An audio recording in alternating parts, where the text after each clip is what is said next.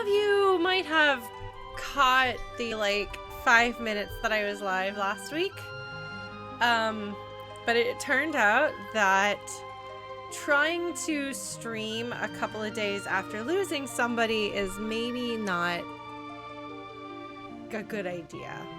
And the same thing happened on Thursday. I was just like, no, I really didn't even get out of bed on Thursday.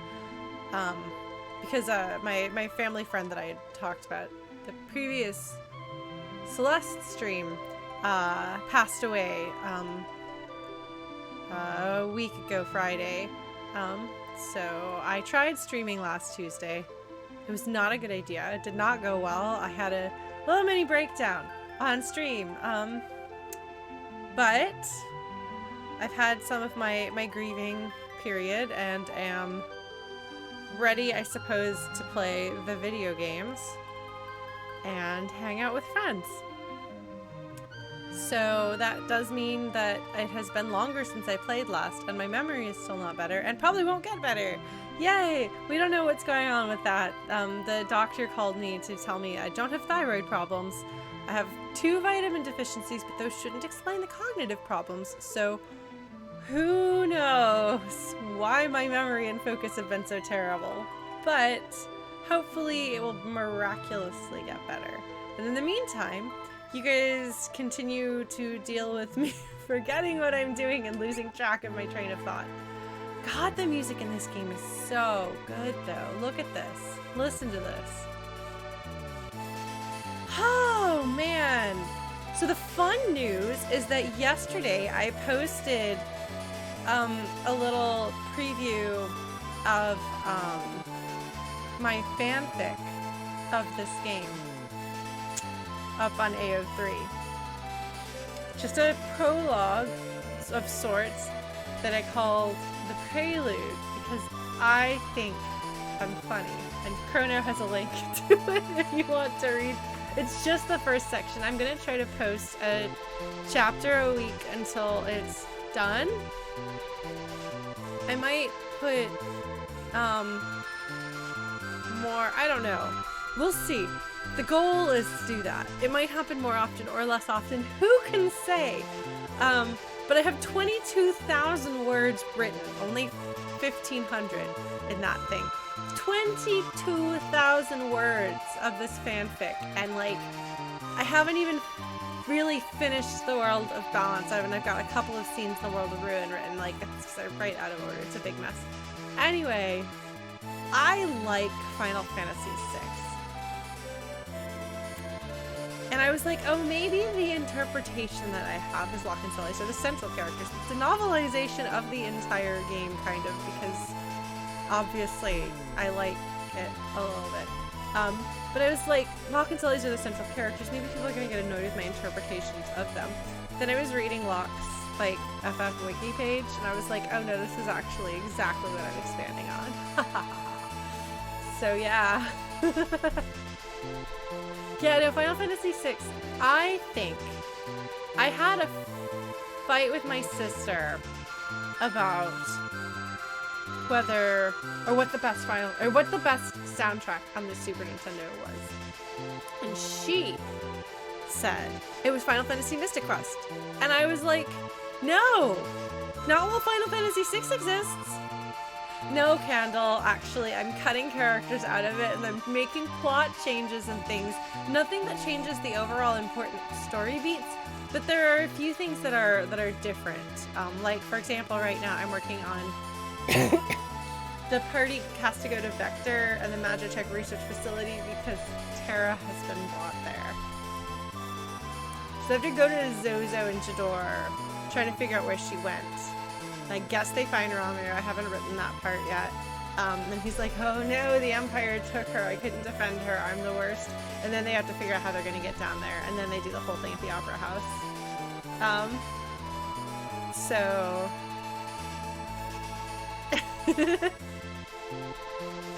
yeah. Anyway. That will continue. I can read more of that if folks want, but I think I'll spare you for now. Yeah, so I'm telling people to view it like it's an adaptation of the story of the game adapted for prose, which means Ultros isn't in it. Umaro isn't in it. We don't go back and forth and back and forth and back and forth to do things that are cool looking in game. So like these cool, interesting places, but like, why is there a mountain that you connect to from a tower in Zozo? I don't know. So I put Zozo and Jador right next to each other, and there's like issues there. So it's fun. I'm excited about it. It's a good exercise in problem solving that I can hopefully use when I write my novel later, or rewrite my novel. Yeah, actually there's not a lot of romance in it, because I'm a big fan of a slow burn. So it's all about the characters, and so Locke and Solis's relationship is very important to the story, but the romantic components of it take a while to get there. Yeah, anyway, yes, Final Fantasy Mystic Quest has an outstanding soundtrack. It's the reason why I lead a metal band. But Final Fantasy VI has better music, and I named Mog Mognet, and I will never not like that. Every time I see it, I'm happy. Then I tell my friends, I'm like, guess what? I named Mog Mognet in my current Final Fantasy VI playthrough, and they're like, oh my god, Lauren. Except for the ones who made, or who are obsessed with Final Fantasy IX as well. They appreciate it. They get it. Yeah.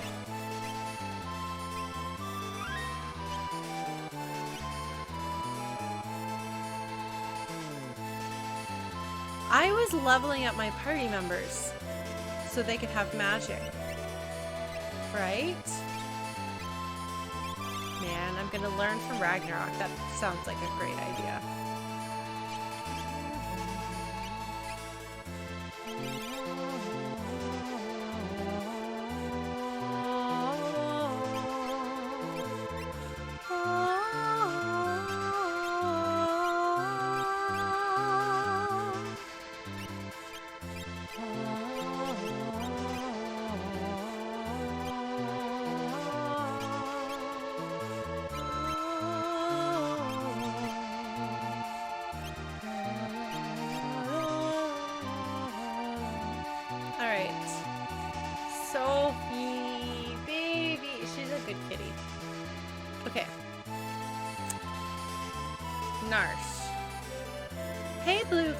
I am better. I was just catching people up a bit on what happened if they missed my brief efforts at, no, that's not it. My brief efforts at streaming last week. Where is Narsh? Are you up here? It's around this mountain range, right? That's not it though, but it's somewhere in this vicinity, right? Isn't this the mountain range I want?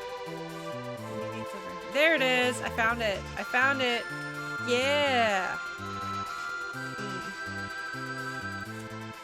Okay. Yes! Did it! Did it! Did it! Did it! Bam!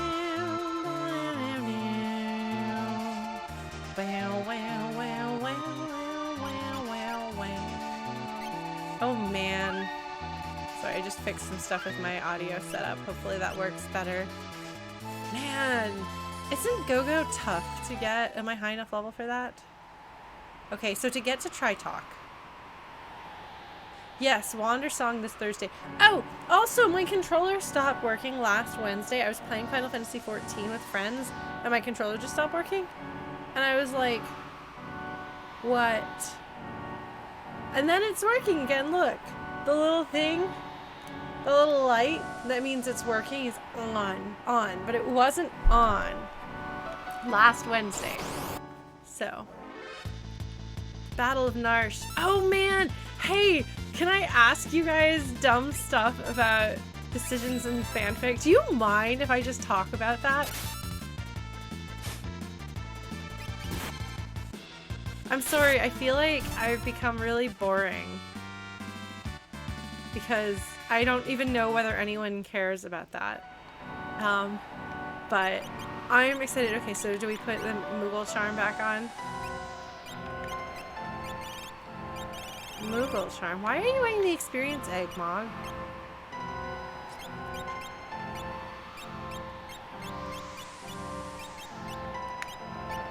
Oh, I was leveling. Okay. Alright, so the Battle of Narsh is one of the first major story things because we start off in South Figaro, obviously. Because I have my priorities, and those priorities are that I'm a shipper. So this is the way to do it. And then they go to Narsh, and Narsh is kind of dumb butts about it. I think this is the right way to go. Maybe? I don't remember. Nope. But this is maybe where Tritok should be in. So the thing with the story of right into that cave, okay. So I'm trying to multitask with my brain. That's difficult. Yeah, so they go to Narsh, and everyone's kind of mad, and Narsh is like, "Murder, we don't want to play along with this. Maybe the Empire won't come and murder us." And everyone's like, "Guys, that's really dumb. That's what the Empire does. They're literally the Empire of murdering everyone." But then they're like, "Okay, we're gonna defend the Esper." And so we got, in the story, there's more like returners than just like the named party members, and they're all like holed up in Narsh because that's where they went after they got invaded, in their headquarters. And so like the Narsh militia and the returners are supposed to like work together to defend things, but Narsh is like dumb, so they're like whatever. So like Locke is like, okay, I don't trust them to get the job done right, so he goes to keep watch, and then he comes and gets the returners ready, and it's like, well, the Empire is coming. I don't know when the militia is gonna find out, and they're not gonna listen to me, so let's just go up there and defend it. So then they like go to defend it. And I currently have them in the mine defending it, so that the Empire has to like, because it makes more sense to have like narrow passageways that like, because you can't just like march your entire army in and take it because it's in this narrow passageway thing. And so I have it like where they're defending Tritok in the mine, but then like, if Terra loses it and like communes with Tritok, does she like burst a hole through the mine? Is that good and dramatic? No, but see, the thing is, if they have airship troop carriers, if they can do like anything from above, then why would you wouldn't keep your Esper out in the open. So it's not happening out in the open. They're keeping it in the mine because then it's easier to defend.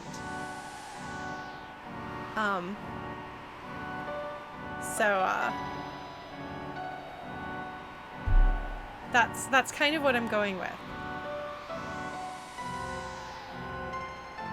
No, they don't have airship troop carriers, but they might have some ability to come from, like, oh wow, that little guy's fast. Hi, buddy.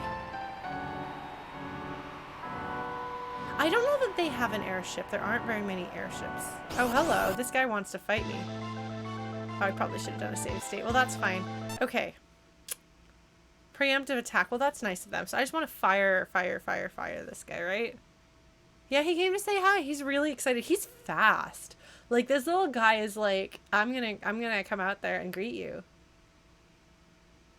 Well, but they're not supposed to go through, it's not a back exit. Like, I mean, there are like various entrances to the mine. So basically so one thing you have to accept about my fanfic is that it doesn't have to follow the way things are in the game. So the mine doesn't have to be built like the mine is in the game. But okay, if you guys think that it would work, okay. It makes more sense to defend it. Like, why would you take it out of the mine? Why wouldn't you just leave it in the mine where it's safer and easier to defend? And it would be a huge pain for anyone else to take it. You know?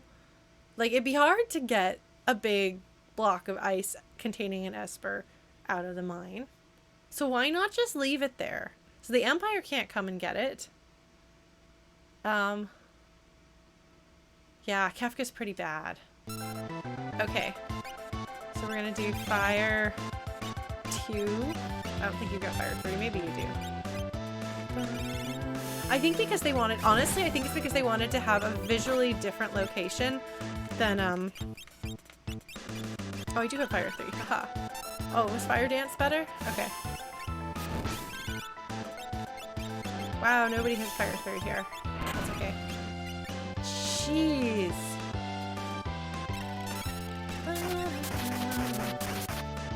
Okay. Now that I have multiple moves that I do, I'm afraid of forgetting which one is fire dance. Is fire dance starting on the left to the right? Oh no, but the Empire hasn't been through the mines before. It doesn't make sense for them to have done that.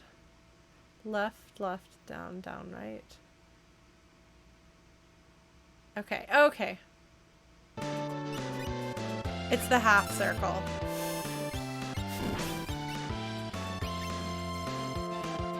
Oh. Mognet got frozen.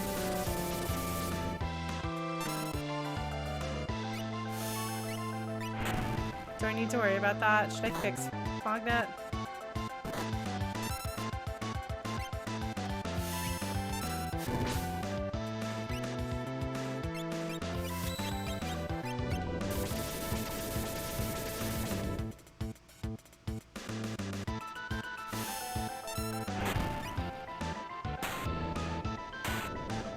Sorry, Mog.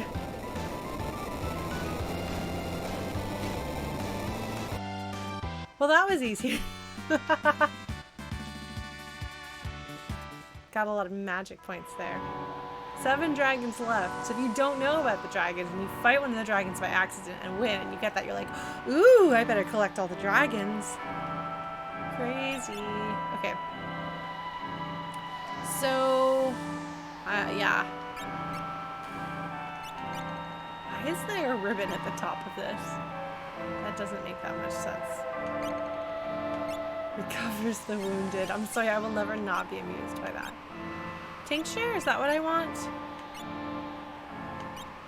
Yeah, I might as well use my tinctures since I've got... Like, what else am I gonna do with them?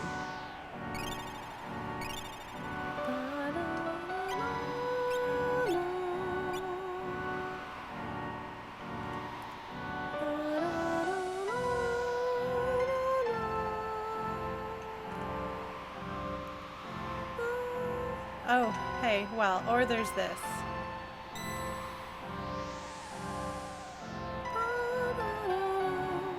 Okay, so I might as well use an actual tent instead of...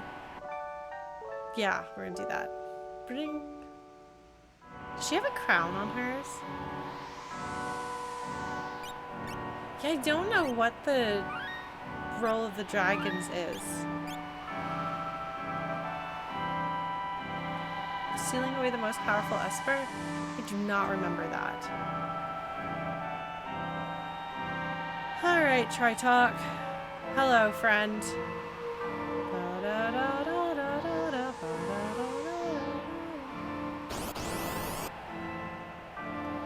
Oh, look at this. The music didn't change. That's cool.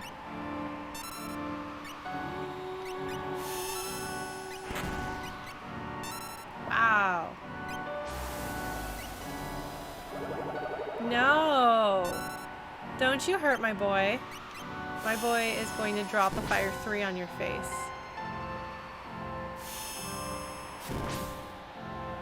Alright. This is why you guys are always telling me to use magic. Isn't it? I really do feel like for the early stages of the game, at least like I would say the first half of the game, it's much more... Why are we having... So the emulator's having trouble with the blitz thing. I feel like for like pretty much the entirety of the world of balance, you don't really need to use magic.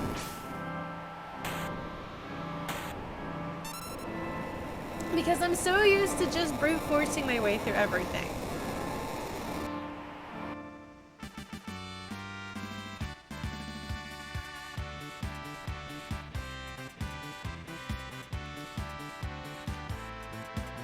Good job, Magnet.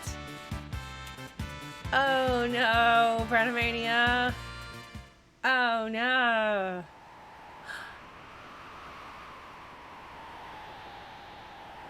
Oh, we set the ice on fire. We freed it from this prison of ice. Huh.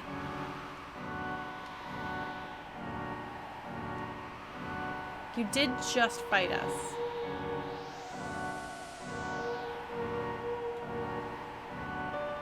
Right, try talk. Oh. Should we do this? I mean, I don't see why not. I mean, we have the Moogle charm, so okay.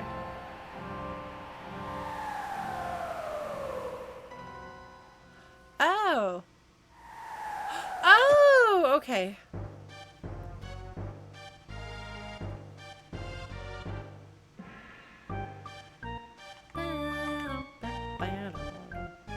I forgot that the original version of this has... Oh boy. I am so glad I have the Moogle charm equipped right now. Oh, I should give Selly's try talk. Okay. Yes. The timing of that is not what I...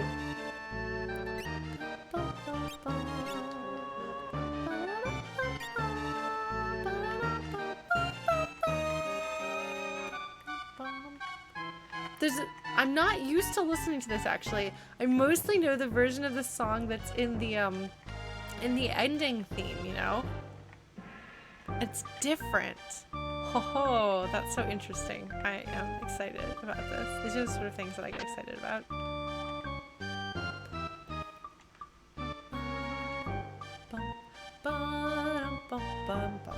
Maybe there's something hiding in here.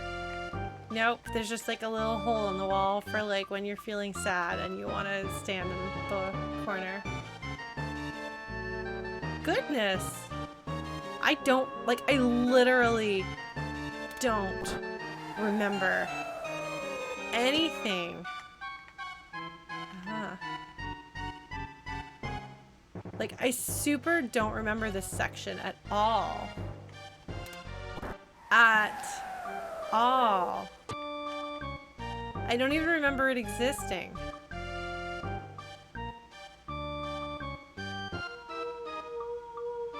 Yes.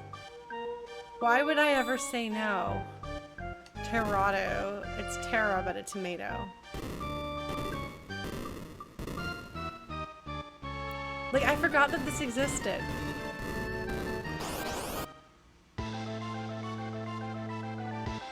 So I set him on fire. He looks cool there.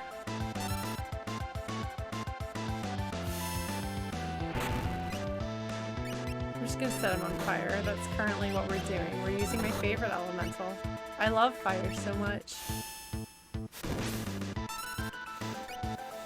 Oh my god. Somebody on Discord posted a video of like a lava flow. And I was like, I'm not gonna click on that. I think I'll pass, thanks. Hey, whatever, I was totally a pyromancer in Dark Souls. Yeah, he looks super cool here. Too bad that he is actually not a good character. Oh. Okay, fine. Well, fortunately, we didn't need MPs. We're all good. We just dropped a fire explosive on your face, Mr. Umaro. Now Mog's gonna yell at you and tell you to join us. Hi. Yes, I remember this.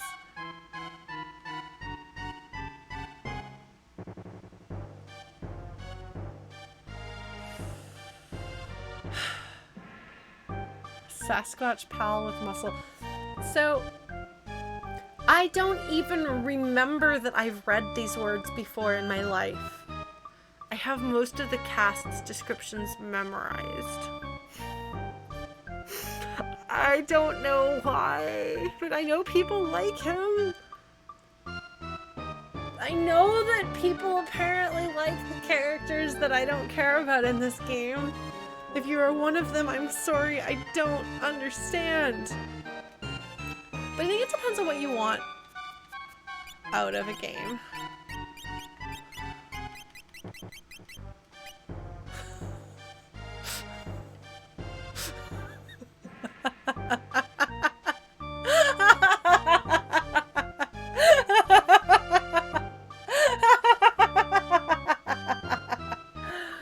Oh, hey, that makes me think.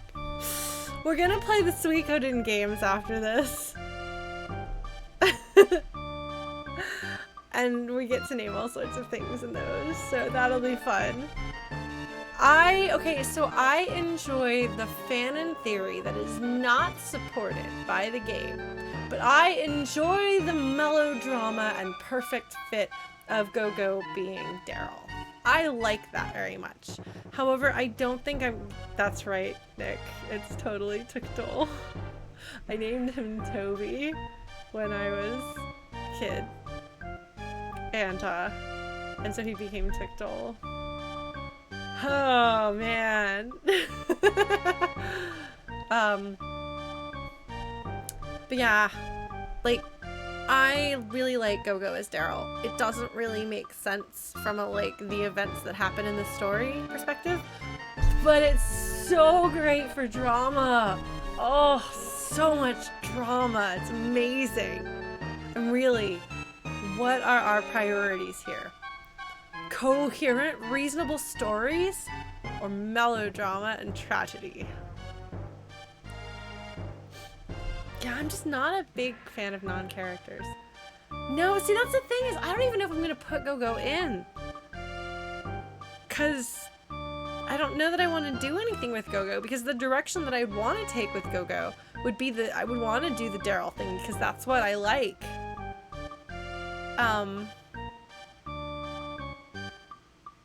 Oh yeah, so they're making a new not Suikoden. I have feelings about this. It's so good. I love Suikoden. I'm so excited to share Suikoden with you guys.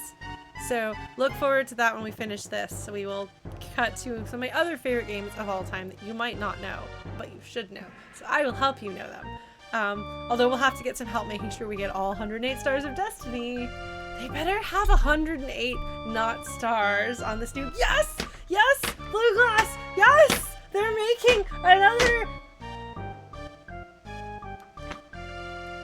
I like the Suikoden games a lot, but the mastermind behind the series originally left Konami around the end of Suikoden 3, which is why his name doesn't appear, because Konami will not put you in the credits of a game you worked on if you are not working for Konami at the time the game comes out. Konami is kind of an evil company, and when I say kind of, I mean very much so. Anyway, Suikoden 4 was a hot mess. And then Suikoden 5, I think, must have gone back to his notes because it didn't suck. But he and a bunch of his friends are working together for what is absolutely, positively not Suikoden 6, called Ayuden. So, yeah, it's very exciting anyway. We've now given them almost quadruple what they asked for, so if we get all of the stretch goals, we'll probably get 108 characters instead of 100 characters, which would be great to just stick it to Konami. Anyway, you should absolutely, even if you're not interested in the Suikoden games, look at the Kickstarter, watch the Kickstarter video, because it is so funny and so cute. And Iga, the Castlevania guy, makes an appearance. I was like, wait, I've seen that man before. Because all of the ex-Konami people are friends. Except I don't know if Kojima is friends with the rest of them or not. But, yeah. Anyway, woo!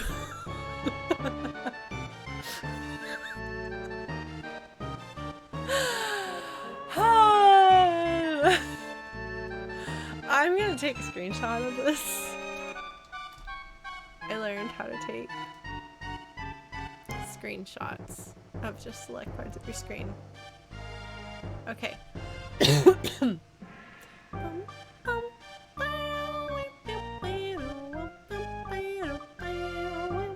Yes, they even talk about how they're inspired by Octopath Traveler. Hold on, I have to share this on the Discord so everyone knows that we are doing this. Yeah, no, they're taking inspiration from Octopath Traveler because it's a good example of how to have something have a retro feel while still being modern, stunningly gorgeous. Anyway.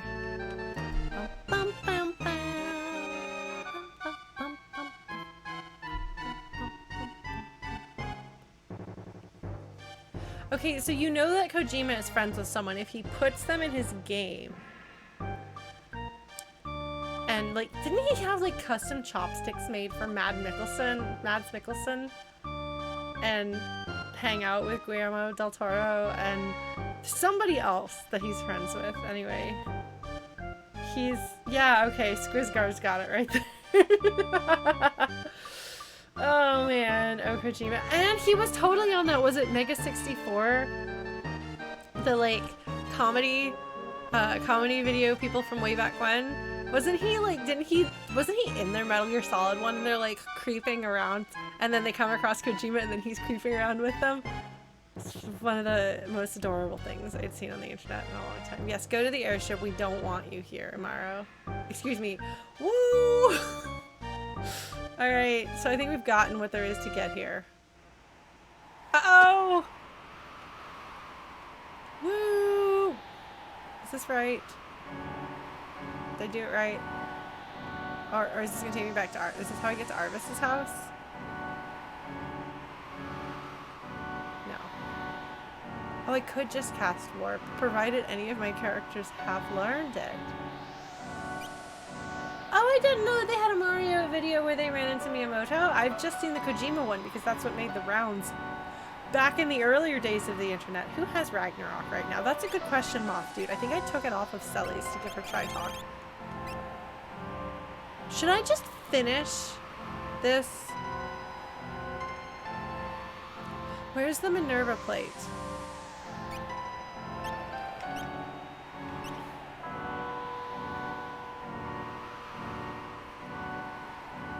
Bye, Brennomania! Might have missed him.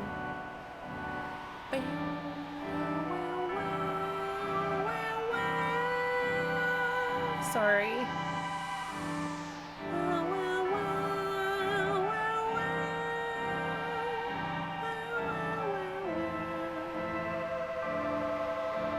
Oh.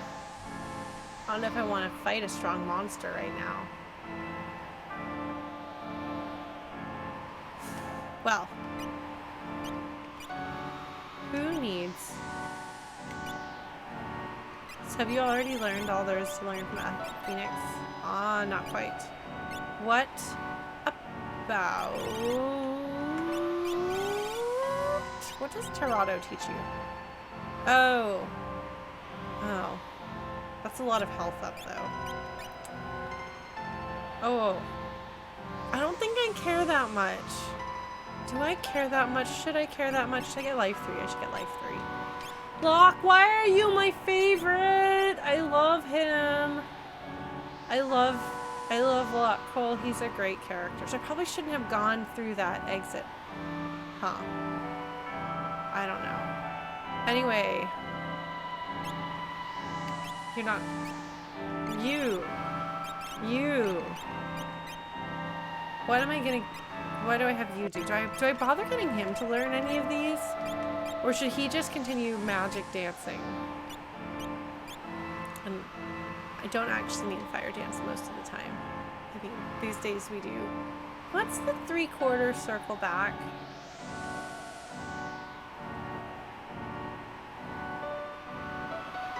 Is that Windblade? I feel like Celis is more the central character of the story that I'm writing, but every time I write Locke, I'm like, I love him very much. Is the 3/4 circle back from Rush?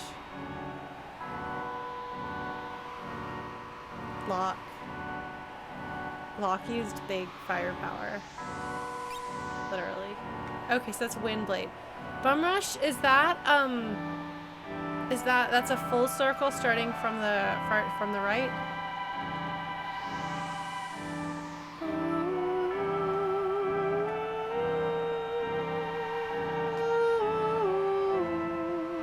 Sorry, I do not remember my way around this place.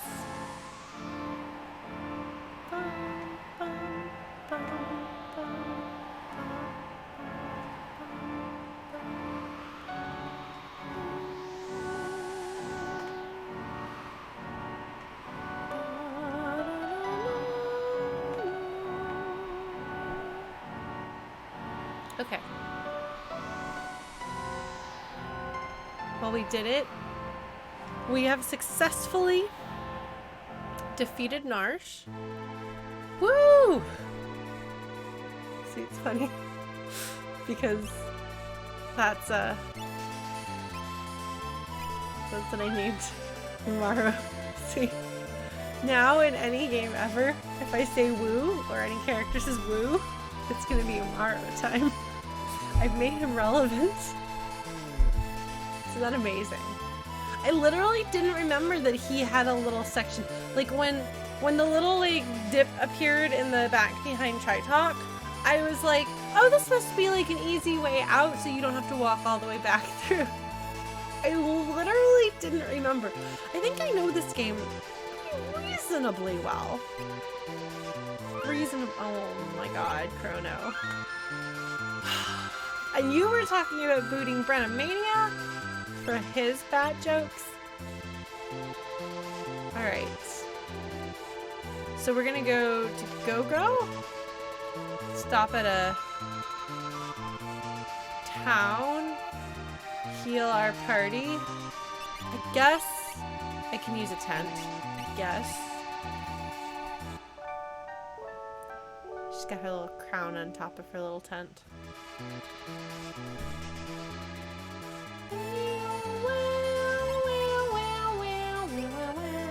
So if you have the Moogle Charm equipped, does that mean Doomgaze doesn't fight you?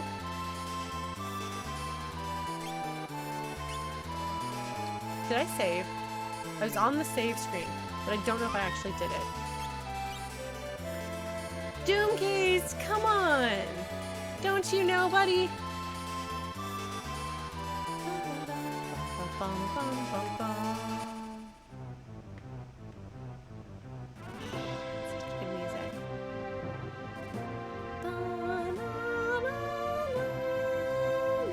Oh, it stops random encounters, including Doomgaze? Wow. Okay, that's amazing. Well, in that case, we're just gonna fly with Mog in our party.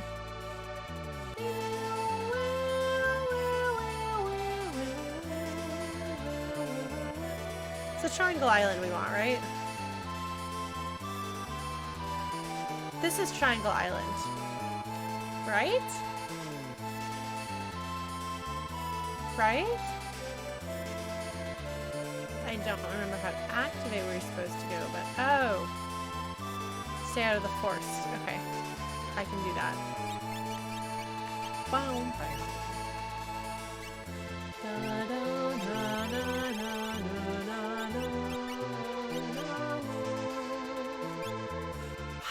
Wait. Why is Locke? Oh, because I didn't have him in. Ah, because I leveled a lot in Phoenix Cave. But that's where I got Locke. Okay, so I want to get a Zone Eater to fight me. And then I want the Zone Eater to eat me, right? It's interesting because it's got the, like, blue...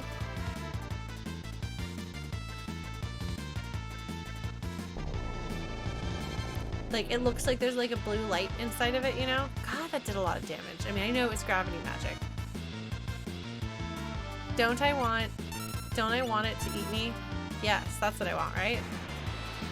Yes. Munch, munch, munch.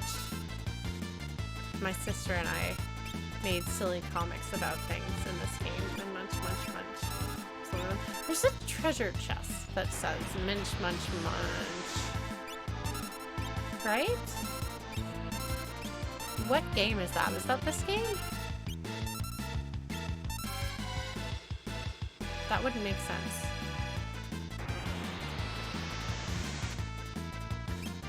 What am I thinking of? And I love these characters so much. So much. No, don't take away half his health. Just eat him into your scary space. Come on. No! Why is he doing this? Why are you doing this? You meanie butt. You're a meanie butt. I don't know, what would Locke be thinking right now? Probably, yikes.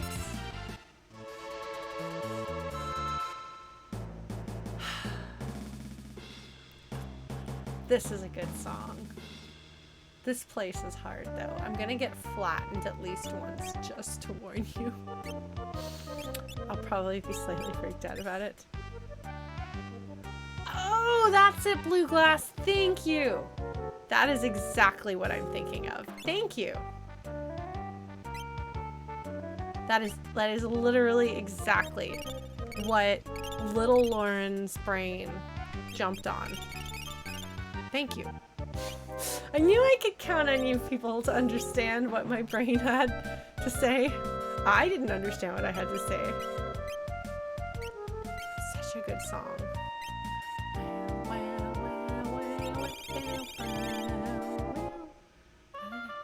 This is different than I remember the melody sounding. Like the proportion. This goes out. We don't want that yet.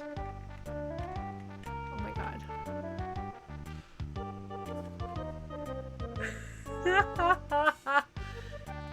Oh my god. Do you guys want to hear the height of comedy from 10-year-old Lauren and her older sister?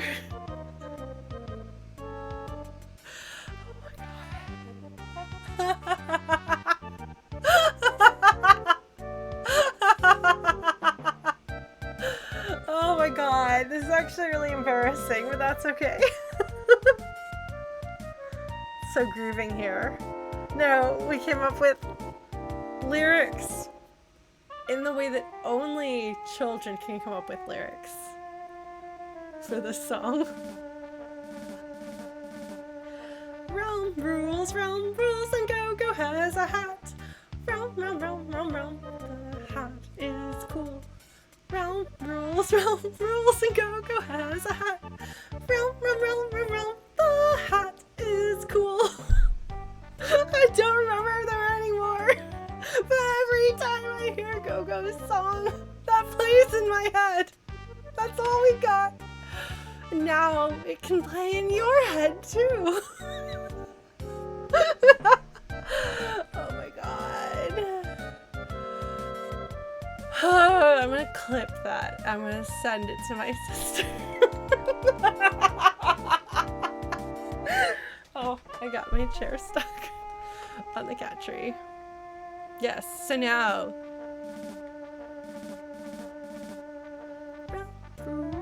Rules, and Gogo has a hat.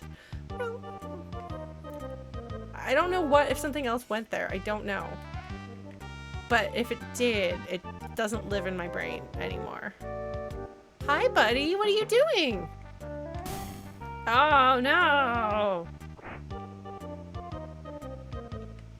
Realm. The hat is cool. So apparently at some point in time, I liked Realm. That is cool. Gogo does have a pretty incredible hat, you know?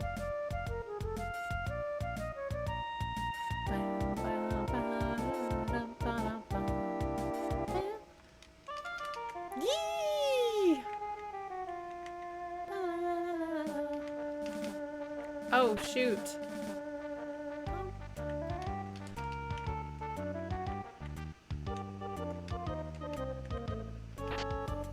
The hat is cool. It's so cool. I actually know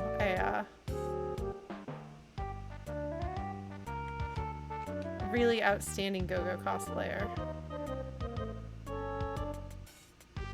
No! Shoot!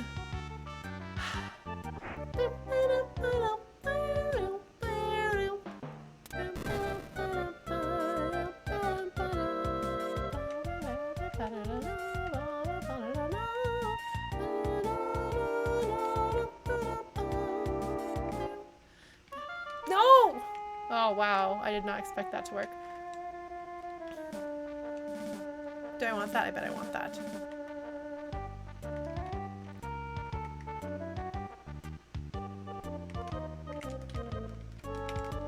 No! At least I'm not getting smushed yet. I have a very strong memory of getting squashed in the cave, which tells me that it must have been frustrating for my sister and therefore she made me play that part. Because that is our dynamic. Or was our dynamic, rather. Go! Go! No! No!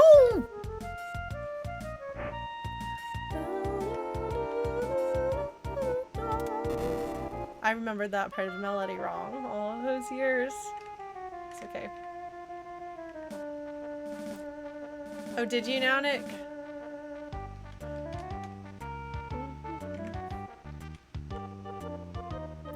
Get your butt over there, buddy.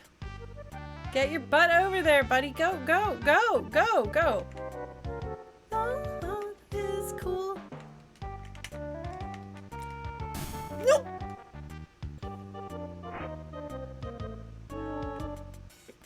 Oh, I don't care about using Realm Sketch ability. Should I care about that? Should I? Okay, then I won't worry about it. No, the chest is not taunting me. Oh!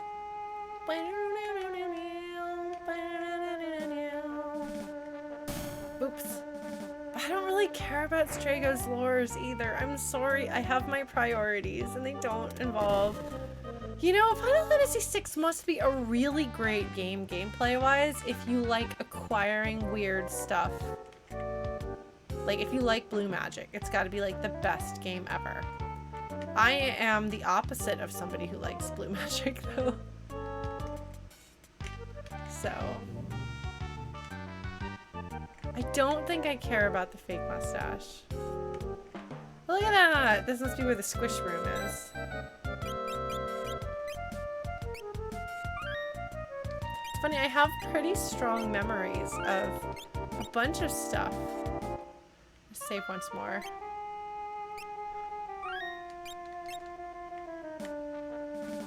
Here we go!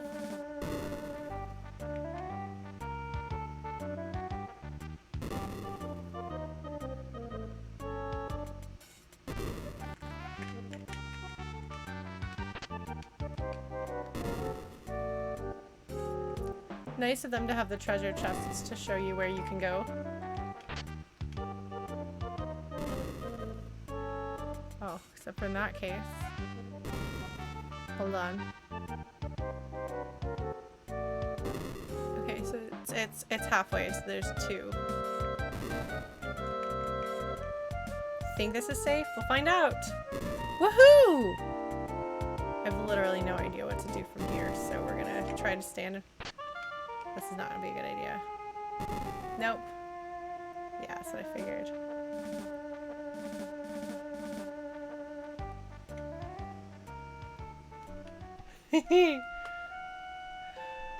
I did pretty well. I was like, huh, this one's probably gonna get me. Anyway. Bum, bum, bum, bum, bum.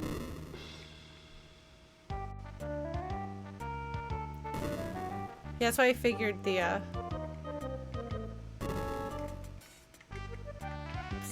the save point was a sign that it meant that we were at the squish room.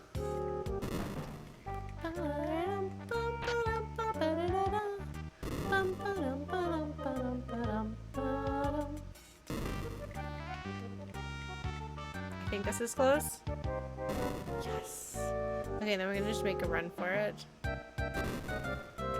No, that's not it. No, no, no, no, no, Lauren, Lauren, no! Controls. They're hard. Do I want this?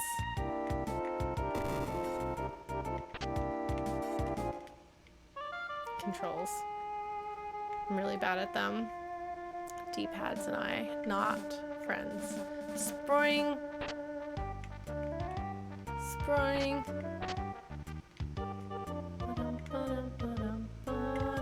Am I accidentally going where I'm supposed to go? Oh yeah. That's no good. We can do this. Let's do this better. Since we have a Moogle charm. Hmm. Hmm. Hmm. Hmm. Hmm. Hmm.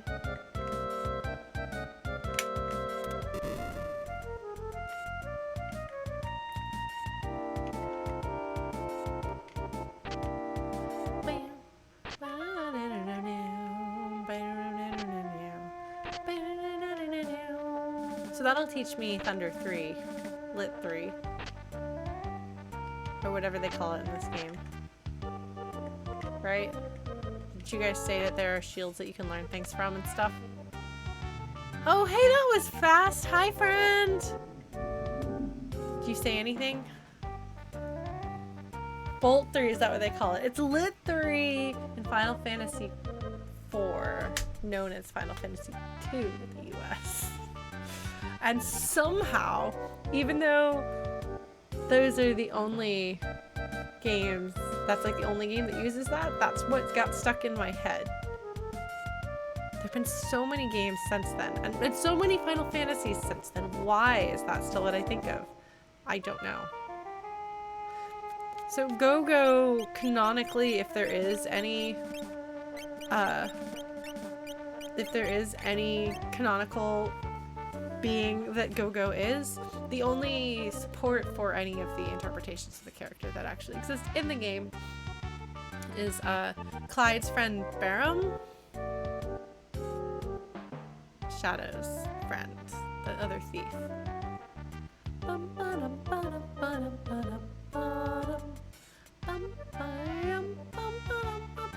Yes, for those of you who perhaps don't know this game, I'm wondering why those are the lyrics. Simulacrum. How do you say that word? Simulacrum? That's how I have always said it. I don't know if that's even remotely correct. Been idle for too long. Simulacrum. Okay. Simulacrum?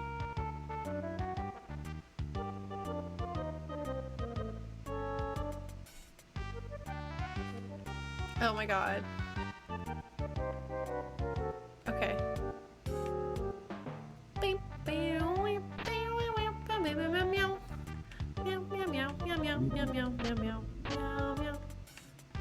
Yeah. Oh, warp, that's a good idea, Blue Glass. Does somebody have the spell warp? They might not. Oh look, she does! Very exciting.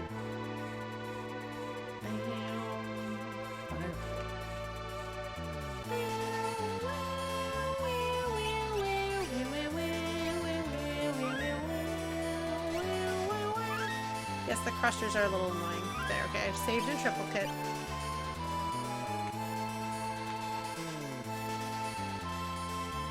What's in the...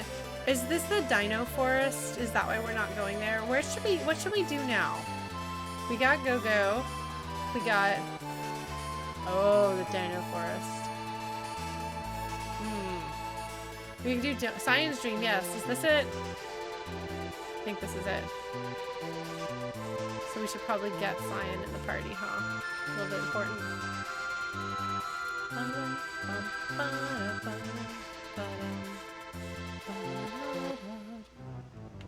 Oh man, this music. Shadow. I was like gonna be like, oh, what does Shadow say? Silly me.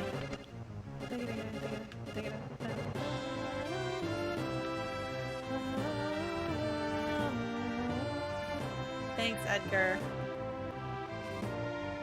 Oh my god, though. I love this game, guys.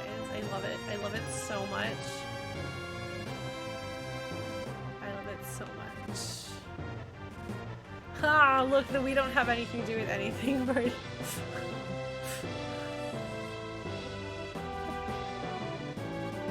Yeah. Oh man, that's a good one. I'm so pleased with that. Oh, come on. Oh, does Gogo ever like move around? Like, does Gogo do what other people do?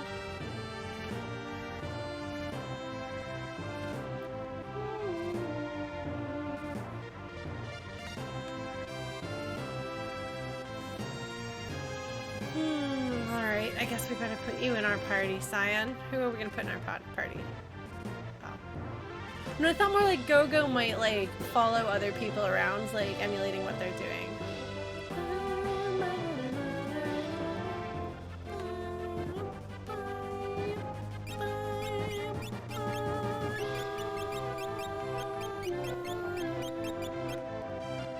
Okay, so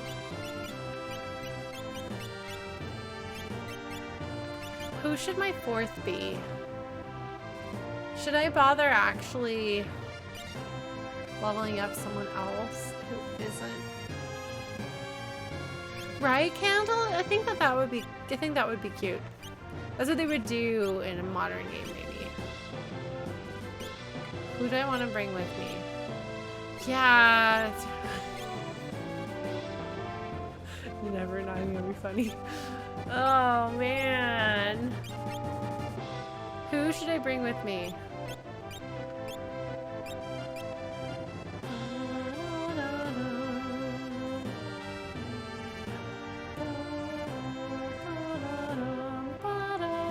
So you can tell I've been working on my flute choir. This is one of the tracks that I was doing because I can sing the weird French horn harmony thing. Should we bring Tara? Let's bring Tara. She's a little underleveled. I do need to level up everyone, probably. Give them at least basic magic.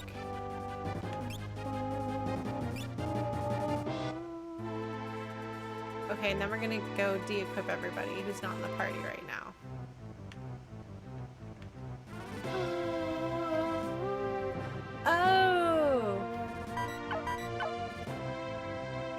That's also the Lagomorph sound that we just heard. Which I guess is the sound that a bunny makes, the onomatopoeia of a rabbit.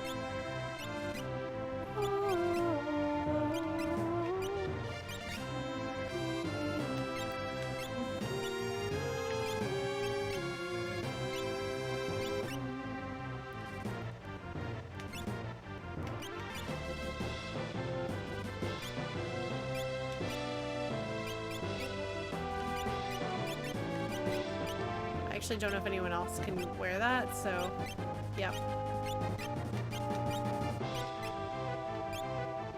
There we go, that's better.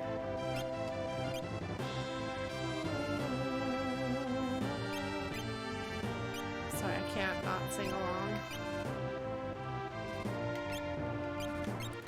Alright, Tara, what do you need? Might be useful.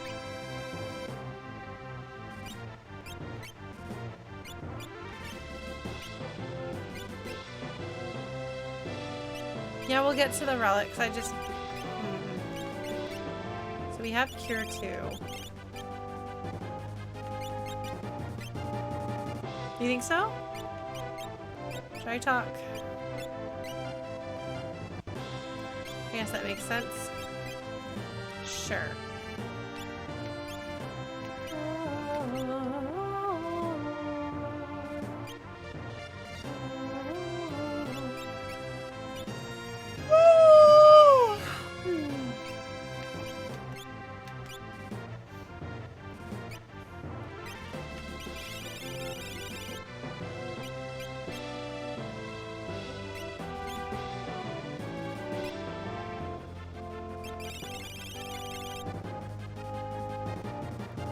I don't know if I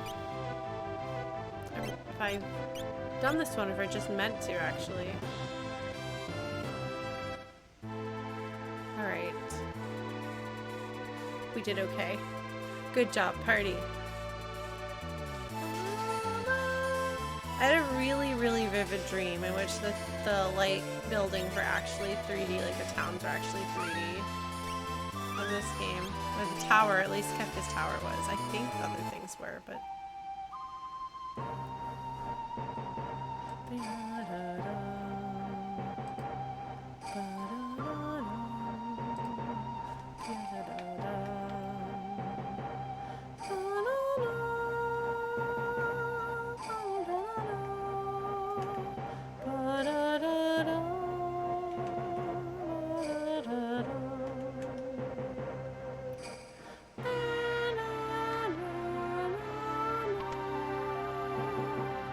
It's so interesting to then finally be able to walk around in here, you know? Oh, man.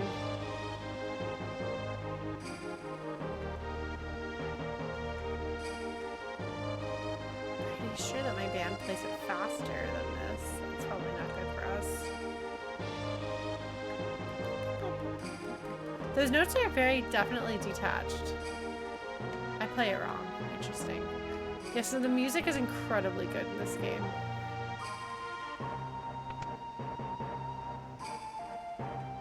Man, it's so good. It's one of the best songs in a game full of incredible music. We play it, though, because it has a flute. Hold on, not yet. Right?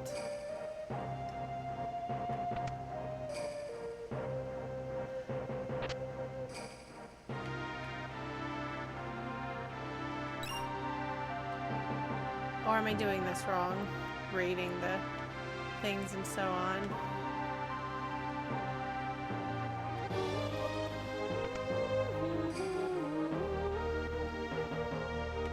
Could have gotten here before the floating continent.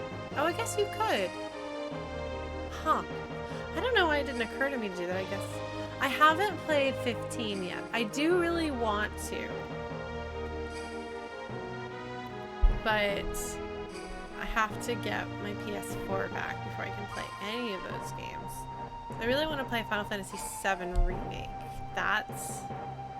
Which, by the way, there's an exclamation point FF7R command because I've had a few people ask about that.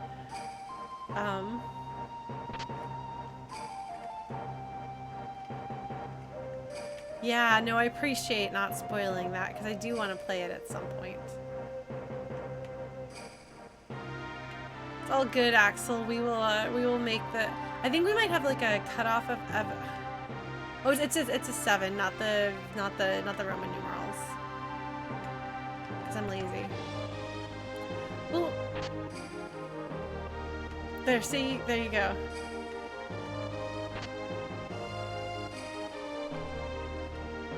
Although we can, if we want to, Axel, like, try to mail consoles when it's maybe not... I guess that's not a million degrees. Most of my mailing stuff... Well, the problem is... I want to call you Jazz. I guess I can call you AJ. The problem is... that,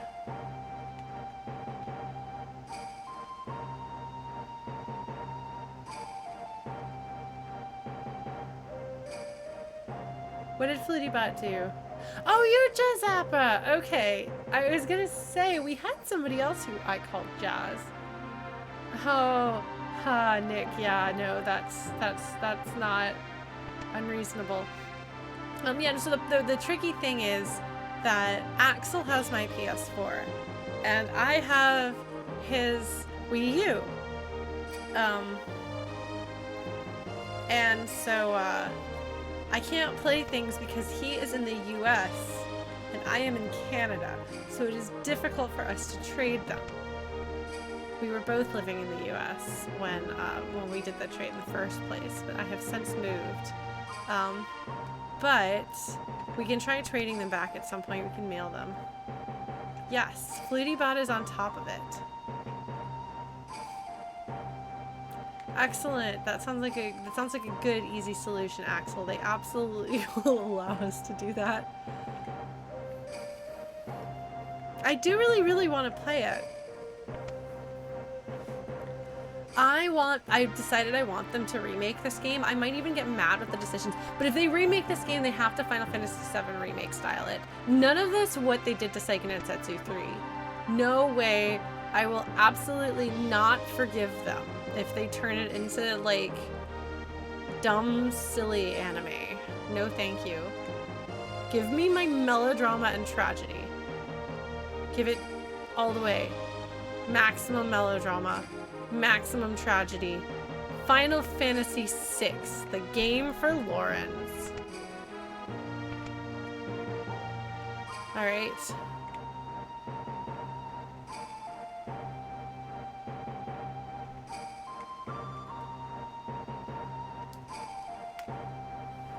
Yeah, I really want to see 6 be properly fleshed out. You know? I want to see them go into detail. Uh-oh. What's happening, Cyan? It's funny, this is when we start getting into my foggier memories, because you don't see this stuff as often. Alright, the Three Stooges are here. What are they called in Japan? What are their names referencing?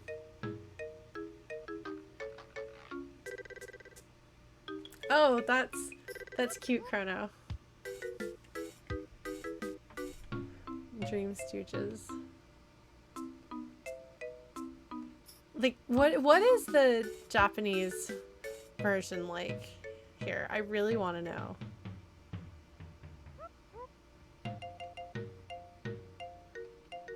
So we are going to jump into his brain too, as one does. Oh, I didn't realize I was Terra first. I should probably have... Oh good, she's got the sprint shoes. Good. Hi, friends. Well, one friend and one decidedly not friend. How many more weeks do you think it's going to take me to beat this game? Oh! Oh, that's cute and clever and interesting. Good job, Final Fantasy Wiki.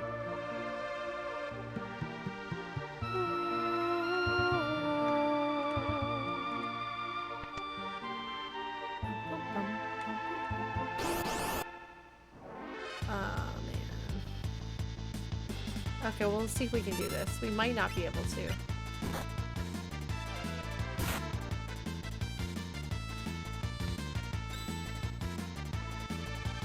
Nah, I can grind and talk to you guys about things. Run for now? Okay, that's a good point.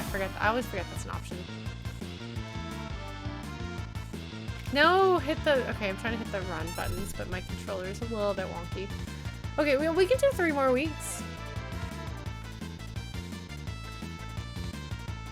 Come on, Terra, don't die. Oh no, you're poisoned. Run, Terra, run! Why is she not running? Why is she not running? Shing! Yay! We did it. I don't know where to go.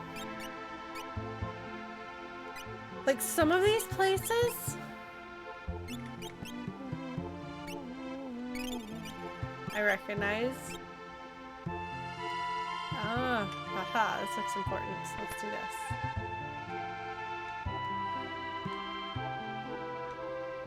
Oops.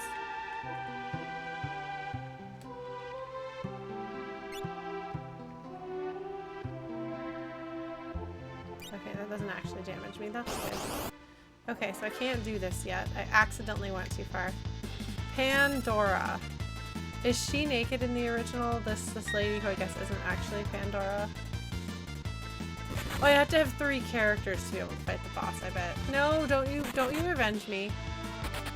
Oh, that's probably does the amount of damage that I've done. Well, I hadn't done any damage to you. Okay, so I don't know what an Allosaurus is, but I'm familiar with that prefix.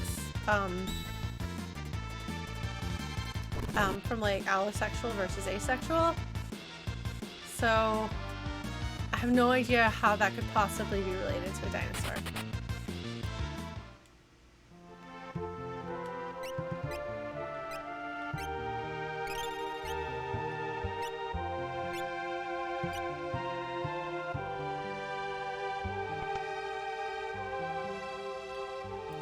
Okay, so let's not go there yet. Which means instead...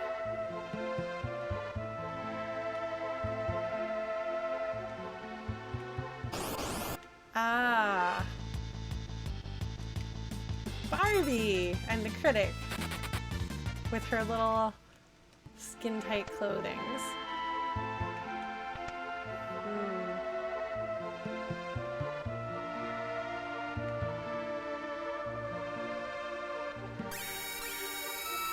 Ah, okay. Yay, I have friends.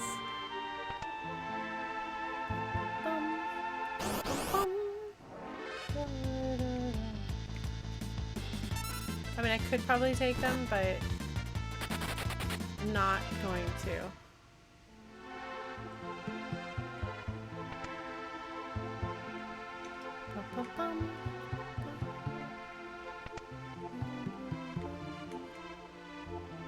Alright, I'm gonna have my whole party shortly. That's good. It's not actually that time consuming to get everyone back.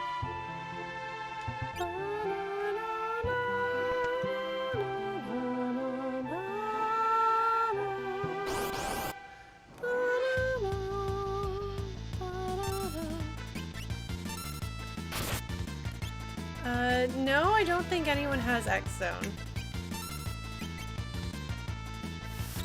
I don't think I learned it. Hi, Control C. The healer is in the back. Okay. Thank you, folks.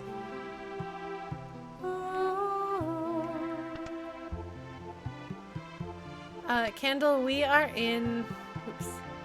We are in Cyan's dream world. Oh, interesting. Okay.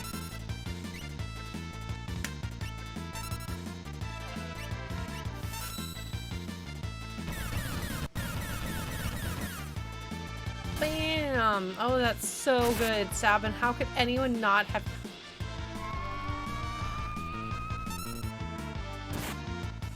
Wow, that's bad. Okay. I think we can survive this. I think we can do it. Oh, that's not good. All right. Well, we did it. Tara, what? She really wanted to be a fuzzy monster, I guess. It's okay, Tara.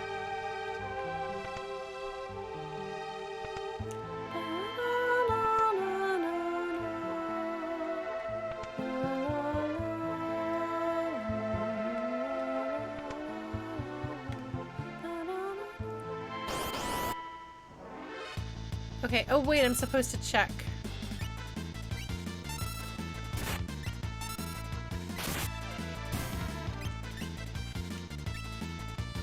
Probably ought to.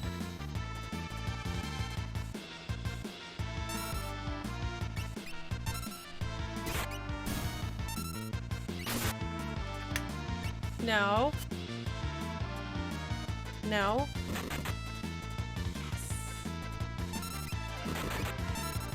Oh no. I need to heal her. Bing, bing, bing, bing, bing, bing, bing.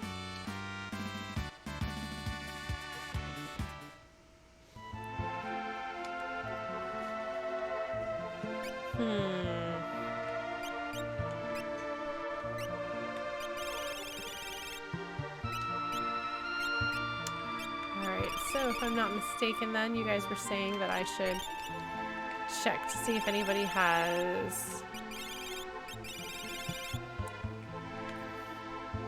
Doom? What was it we were looking for? Doom? Or no, it was X Zone. I don't think anyone has X Zone. Oh, actually, I do have X Zone. Sends an enemy into the X Zone. Okay. Do I need to have anyone else have it, or is that enough?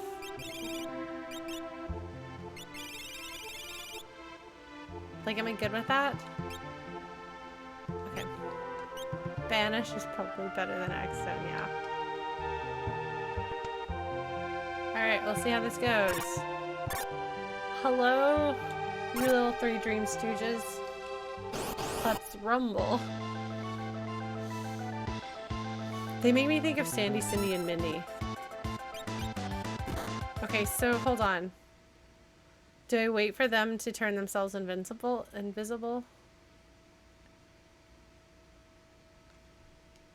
The healer is on top. Okay.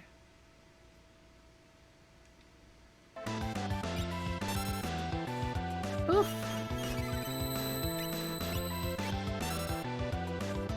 That's a boss later. Okay. Okay.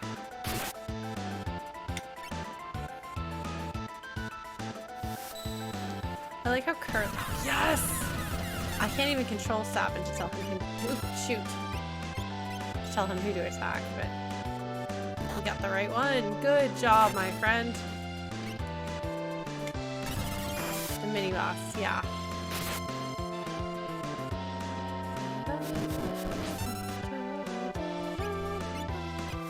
Maybe Tara should use magic. What do you think?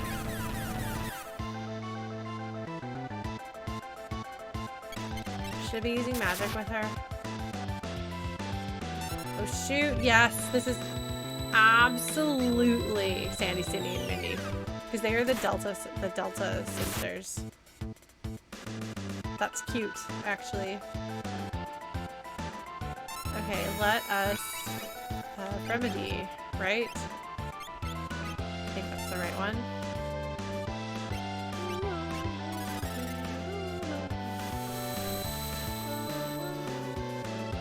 Okay, I got it right. Yes. Well, he's not trying to dream about them. They just decided to attack his brain.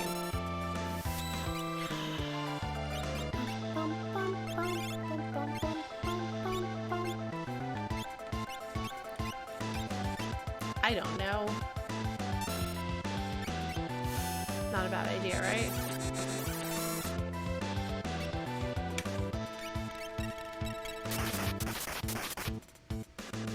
Intrusive gnome thoughts. Okay, so you're the bold one. Which means that I should what? Use ice on you? Oh, yes, good. Ah.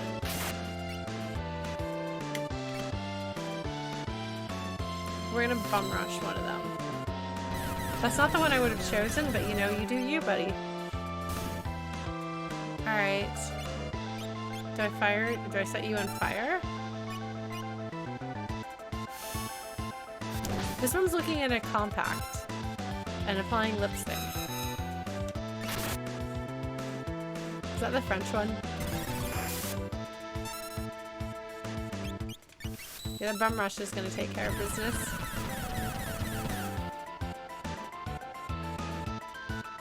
Oh no! You cast electrocution on me! Oh, I'm so sad and scared. Oh wait, you're dead.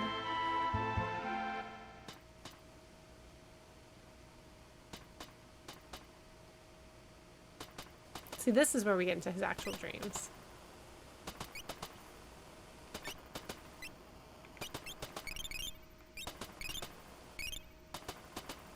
Sabbath has taken no damage.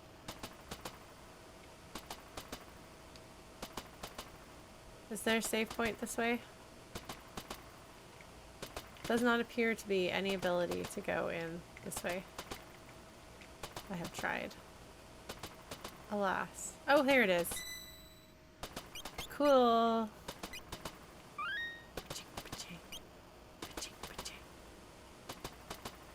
Should I use a tent?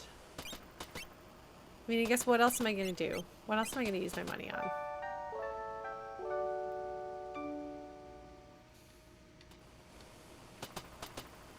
buy some more tents. Remind me to buy more tents later.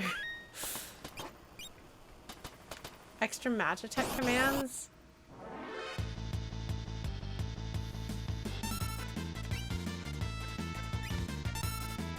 I don't even know what extra Magitech commands she gets, although somebody said that. Oh, is that one of the dream sections?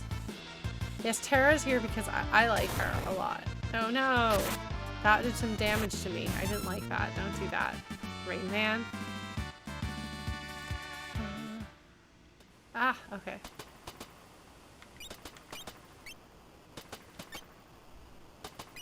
That's cool.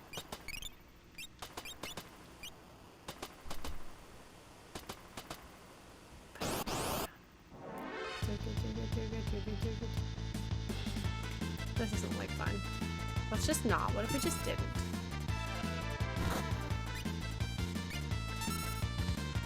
Actually, I don't know. Maybe that's dumb of me.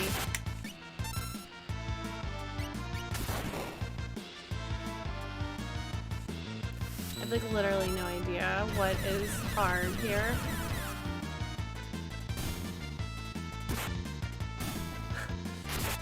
Oh my gosh. Tara knows that's cute. Oh hey, it's Shiva's super move. Right? That's in Final Fantasy XIV, which I should play more of tomorrow because I had a New Year's resolution to play it at least twice a month, and I've only played it once this month.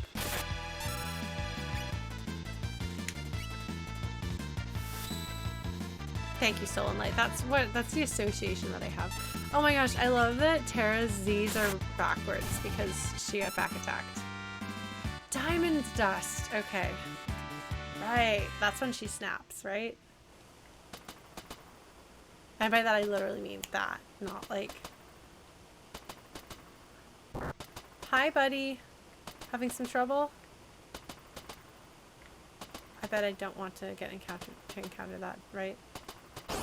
Oops.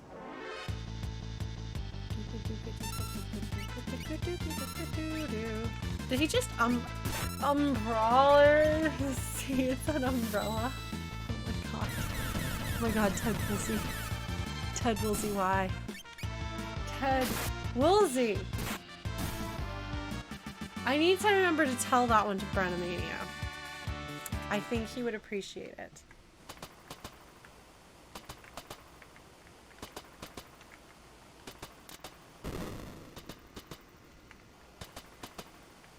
Okay. Oh.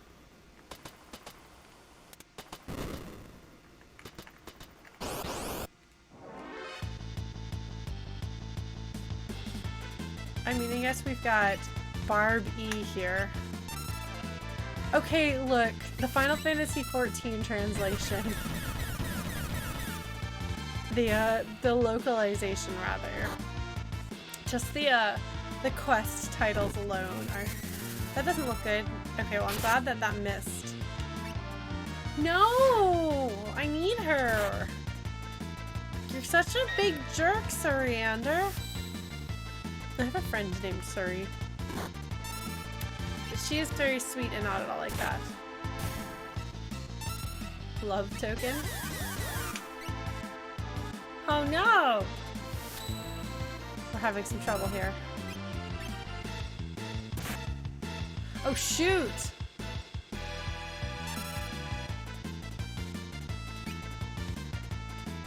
Is this gonna kill Tara? Oh, I did it wrong. Let's cure yourself.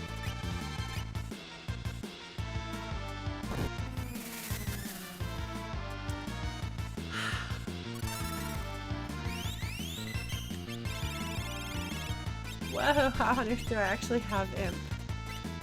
Oops! I did not mean to do that, but this is what we're doing.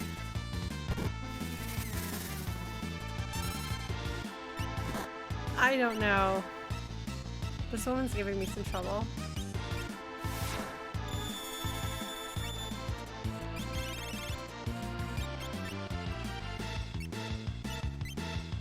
Hi, Ampy! We're having some trouble. Barbie is giving me some difficulties, and I'm failing at Blitz.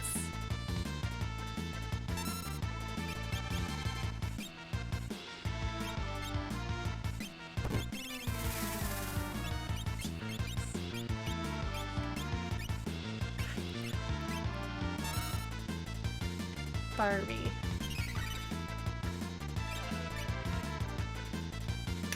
This should take care of business if I can do it right, but I can't. What am I doing wrong? Why am I not blitzing? Echo screen? Echo screen. And you can heal yourself. No!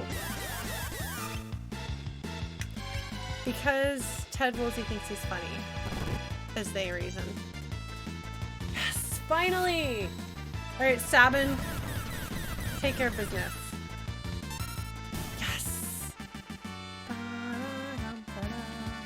We did it! So you think I could hit the switch multiple times?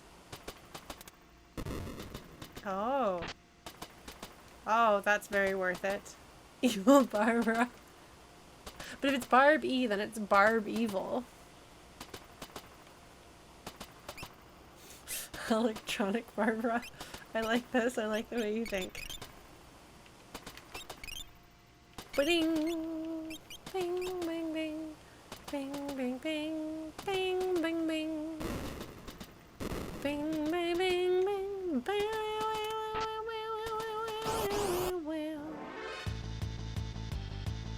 Sabin in general is overpowered though, like... I really think he's the most powerful character, like, when it comes to, like, reliably does big damage all the time. Provided you can successfully blitz, which I apparently cannot. I don't remember the chest pattern.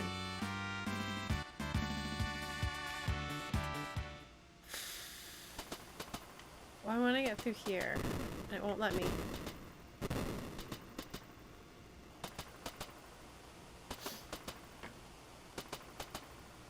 But I don't know how to do this. Jump over the treasure chest, Sabin. Kick the treasure chest in the face. How do I do this? What's the trick here? Also, is that like... I can't. It doesn't react.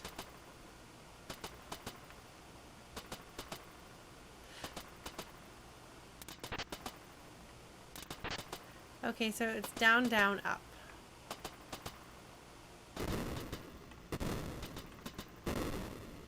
I can't. Maybe. Let's find out if I can fall through the roof. Come back? I don't know.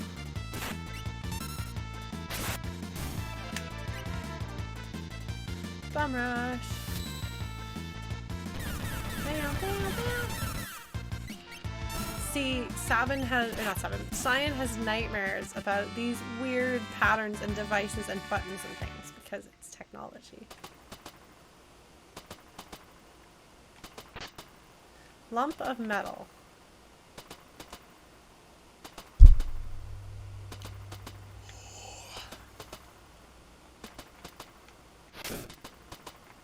Ah, there we go. Got it!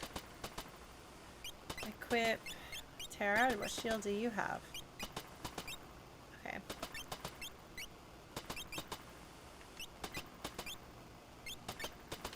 Okay then. Well, we've got that now in case we need it.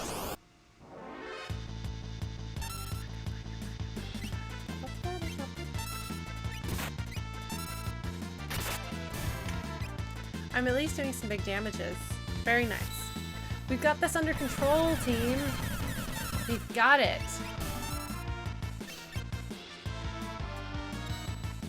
Ka-ching!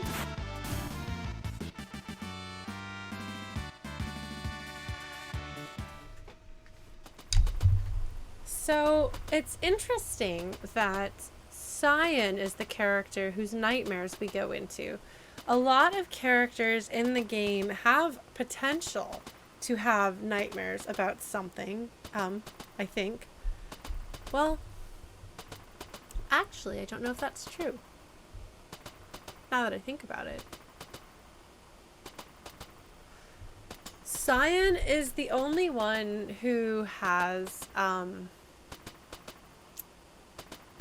on-screen trauma.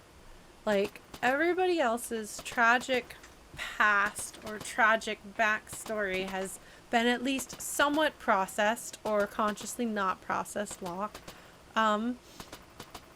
So I guess it makes sense if you were going to if you're going to pick a character from this game and be like, I want to go into this character's psyche, this character's trauma, and this character's nightmares. Who on screen have we seen the psyche, trauma, and nightmares from? You know?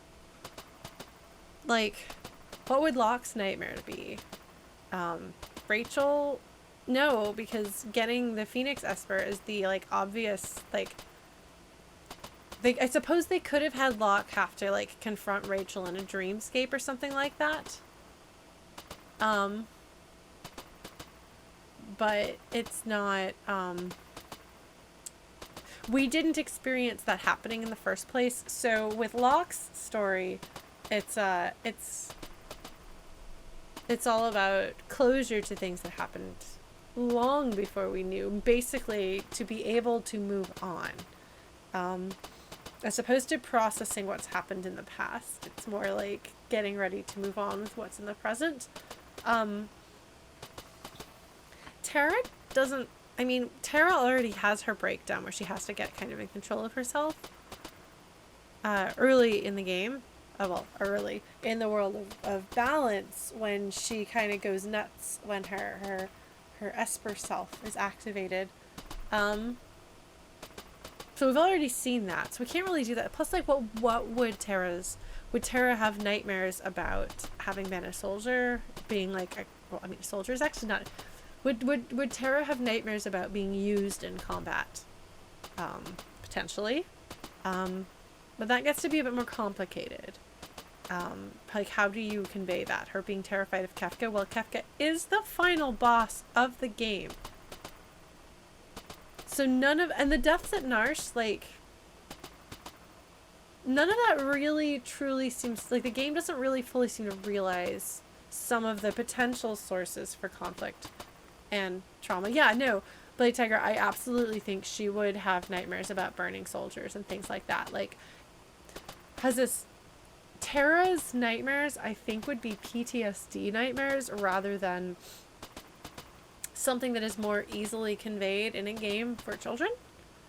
Because Final Fantasy VI is a game for children. I mean, maybe older children, but it's still like, if I were to tell a story for grown-ups, I would tell it differently. I'm telling the story of Final Fantasy VI differently for grown-ups, is what I'm doing. And so that sort of thing will absolutely be, like, that's the thing that I think would absolutely happen with Tara's psychological trauma. Like, I think it absolutely needs to be addressed. Just like I think Celi's probably has trauma from being in war since she was a child. But Cyan's trauma can be summarized more simply.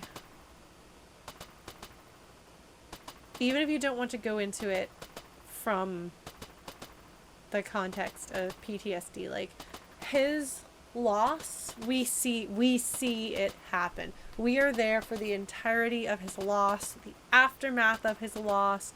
We get to know him, but his story isn't resolved, really. Like, there's a lot, and it's interesting because, like, the situation with Lola, when you get him, is sweet and it's interesting, but it's not enough. And from what I remember, he has, like, the most anticlimactic, like, ending during the ending sequence. It's like, oh, look at me, not as scared of these devices. Oh, maybe I'm a little scared of these devices. But he gets 2 pieces in the world of Ruin, and not everyone does. He gets the thing with Lola when you recruit him, and he gets this. And I'm trying to remember exactly how this concludes, because I clearly don't, which is somewhat frustrating because I remember this. So the buried castle, that's the one with Odin and the queen, right? This is Cyan processing his loss. Because even as a kid, you can comprehend, like, as a kid, it might not occur to you that Terra might have nightmares about having killed people, because we're setting people on fire right and left in this game. And it doesn't really dig into that being a thing that she would be horrified by. I think that she would be, and I think it's a really interesting situation, and there's a lot to pull from. And if they were to do Final Fantasy VI Remake, I would expect them to dig into that. That's an obvious direction to go, that leads to so much melodrama. My favorite. But and like with the Figaro brothers, like, you know, you see them flash back to having lost their dad. There's like the insinuation of like maybe he was poisoned by the Empire. You know, their mother died maybe in childbirth. I don't know.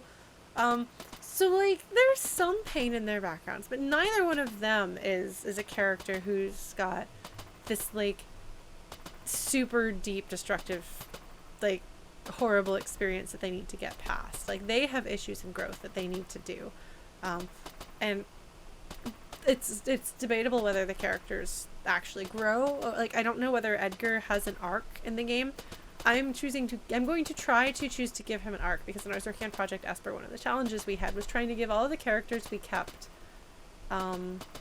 What game is that you're referencing, Blue Glass? Is that Spec Ops The Line or something like that? No. Oh, that's Undertale. That's Undertale. Ha. No, there were games that thought of enemies as people. There are genres where you only fight either monsters or like silly things rather than ever fighting a person, because there's a different feel there. I haven't yet solved people killing people in my fanfic, because I have an aversion to people being killed in stories. I just don't like it. I think I've swung very hard in the opposite direction of what a lot of people are when they engage with stories, and like you just like mow down a ton of bad guys, and that's fine because they're bad guys. I can't. I watched John Wick and I thought the world building was fascinating, but I was like, how many people is he murdering? Just straight up murdering. This isn't cool. Everyone else is like, oh cool, look at this awesome fight scene, and I'm like, they're dying and that's terrible. So yeah, so there have been games that have kind of been about that sort of thing in the past. But no one else has on-screen. No one else's big, great tragedy occurs on screen. I don't think. Does anyone else's big dramatic loss, big crises like that occur on screen? Anyone who has? I don't think so. And I don't think anyone else is like as, like, I think that, yeah, Celi's has some crises, but like it's more that she lives out, like she lives through her crises. She experiences them on screen, and then they proceed on screen. Whereas like Cyan has this great tragedy, which could just be treated kind of like backstory, like it is with the other characters, where it is their backstory. They could just like show us the bad things happen and then treat that like, okay, well that's his backstory. You saw it happen on screen, but it's backstory. But it's not his backstory. And so having this is kind of an acknowledgement of this being not his backstory, that this being his real story, his present.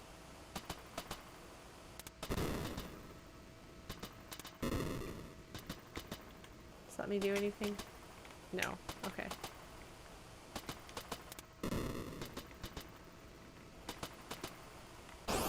Oops. I fought a bad guy.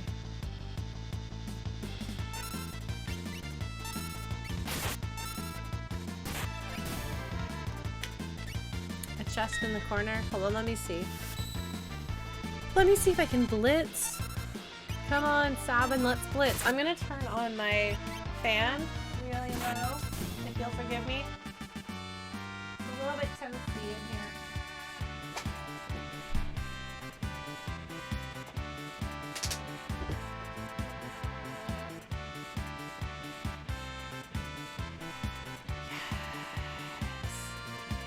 Yes, Cyan's backstory is that he's a retainer to the king of Doma. That's his backstory. Did you say there's a treasure chest? Oh, I see there's one down there. Oops. I'll put it on the lowest setting. And there, okay. Can you hear that? It's not as loud as my computer is. The other corner? There's a treasure chest in the other corner? You sure? Hold on. I gotta go investigate this. I did not see it. Oops. Down? Let me take a look. I have to finish killing the bad guys before we can determine what I did or didn't do. I certainly don't know. Goodness, I am low. Oh, whoa! Sally's learned Ultima! Yes. Oh, there is a treasure chest right there. Oh, I did not even see that. Yeah, I see it now that you guys have pointed it out. Thank you. Skills. Sally's. Espers. No more Ragnarok. You did the Ragnarok. It is learned. Hmm? Hmm? Yeah, Phoenix sounds good.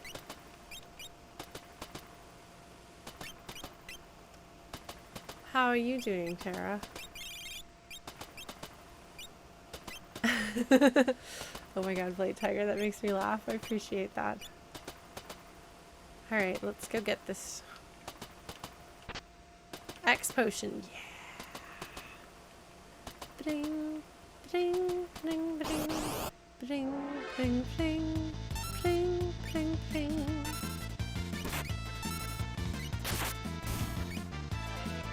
Alright, bum rush. I got it right.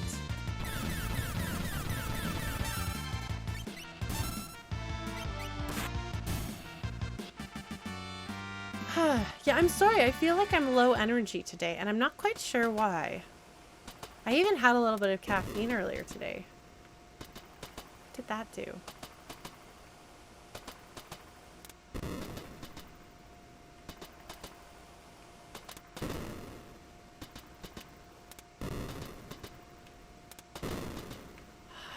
I go down there. Wait, no. Wait, no, but no, wait, what? But I don't understand what's happening.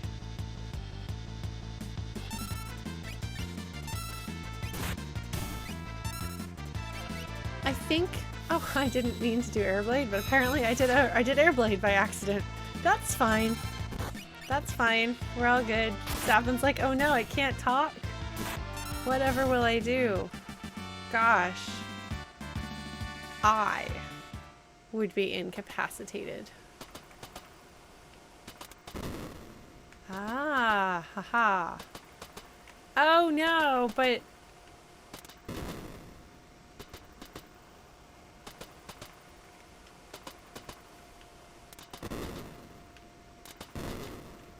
Okay, hold on.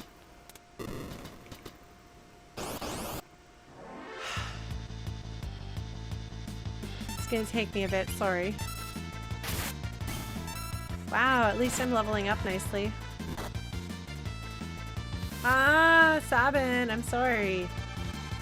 I think I'm a little bit brain dead because I had this very intense presentation for work today. And then I didn't really have much chance to chill afterwards. She flipped the middle. Okay, hold on. Let me unimp myself. Okay. Flip right, then left. Oh, I see. Okay. Let's try this. I'm gonna fight these guys a whole lot. I don't want to have to fight these guys a whole lot. I've already fought them a bunch.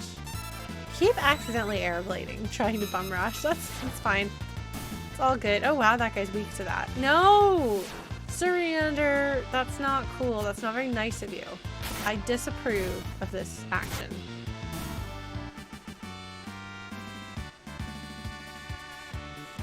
Sully's got a level though. So hit right. Then left.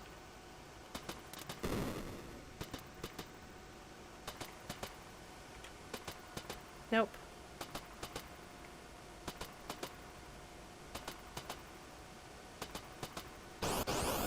Hold on, let's see what happens when we do this. Rain Man, stop raining. What was his umbrella joke again? Oh no, Blade Tiger, no, sorry.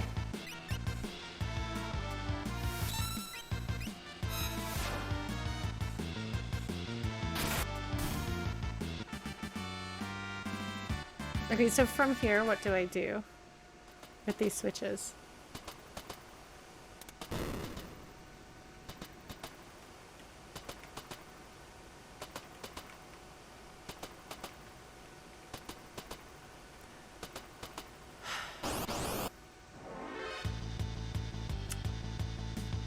Alright, so I'm gonna have to undo that. I'm just gonna get so many levels though. Which these are not my characters that I need to level up, unfortunately. I'm Brawler, that's right. That's right, I forgot I'm Brawler. Bye, buddy. Bye-bye. He goes bye-bye.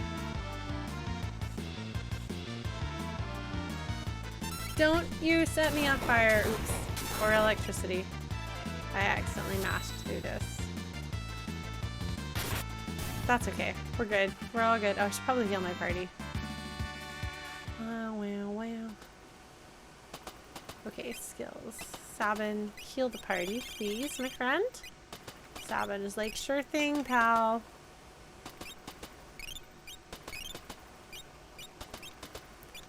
Man, I love the sound effects.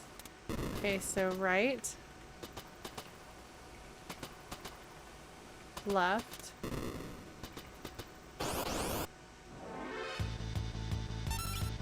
Oops. I'm looking at your instructions and I'm going to follow them. It's going to be great. Bum rush! I'm going to practice bum rush too because I want to be able to do that more reliably. I was doing pretty well with it.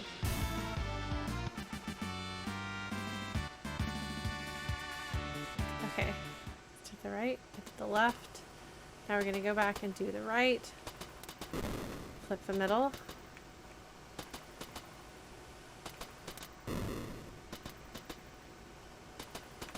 And then the, this is right, yeah, right. And then just left, and that should be it. We'll find out. How much damage I'm doing, man. This is good. Good job, team. Got Terra up to snuff. Her levels are good. Abilities are good. All right. So in theory, this should work. Yes. Okay. Yes. It's down, down, up.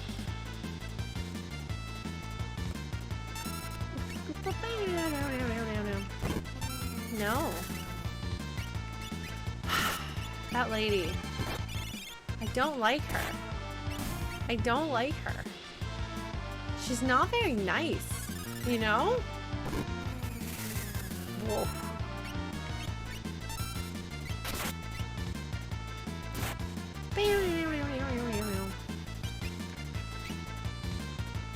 Okay, I'm bum rushing.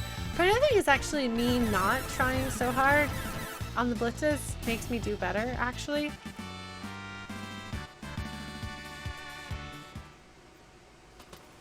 Okay. Okay.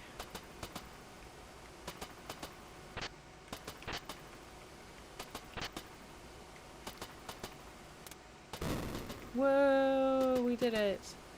Yay!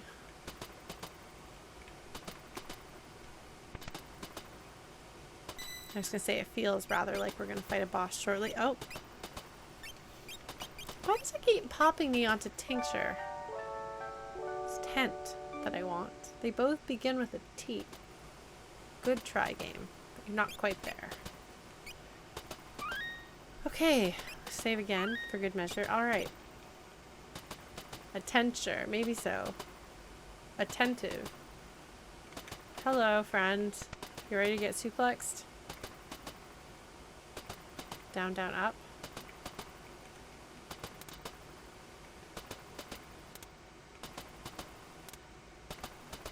I don't actually know what I'm supposed to do here.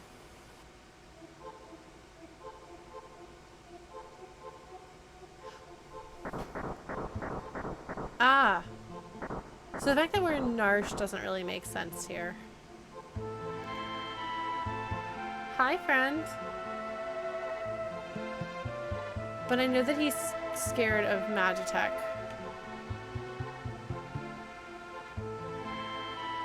I mean, he used it to escape, but...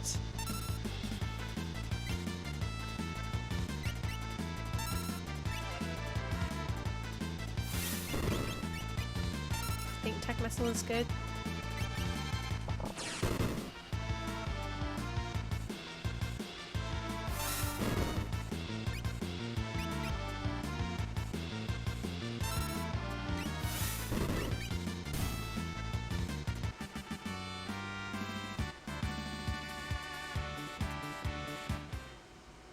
Yeah, like it makes perfect sense for Cyan. So you're saying I should go forward and then go back again?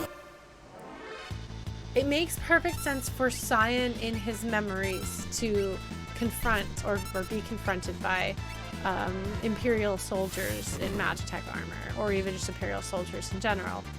That's very clearly tied into the traumatic incident. But glad that I remember the Tech Missile's the answer. No, don't crush me. That's the worst. I don't want you to do that.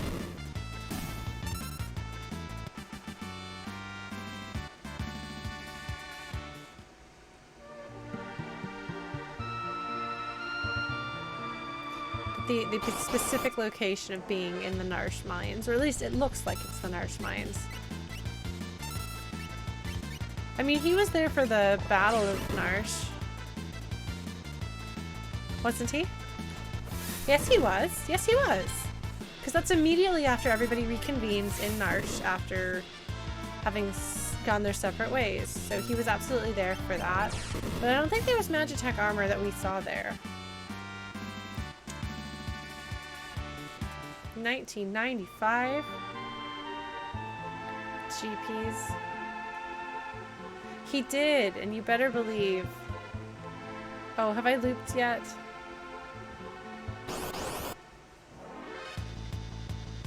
I'll go into maximum drama in my story. I want to just like finish it. But it looks exactly like the Narsh mine. I think is this not the mine background? Is this a cave background? They were clearly found the door. They were predicting my fanfic. They were like 25 years from now. A person named Lauren is gonna write. Do I turn around from here?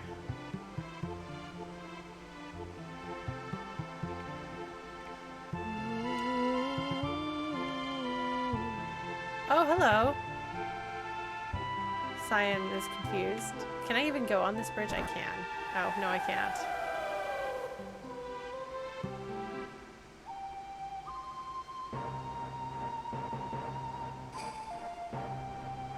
Sepia. I used to do artwork in sepia tones sometimes.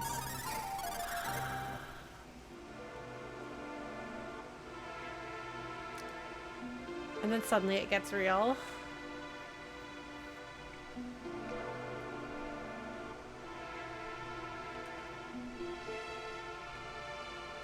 He is a very, very troubled person. Yeah.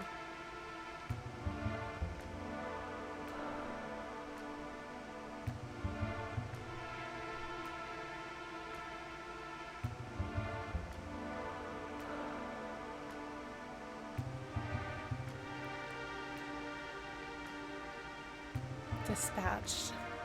See, it's another word to avoid being killed.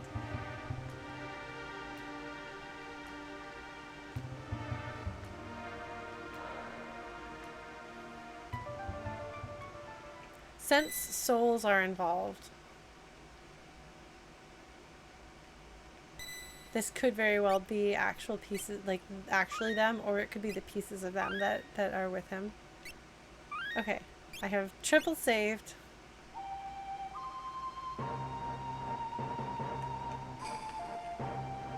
Shall we go to the throne room? Oh, this is the same background that they use.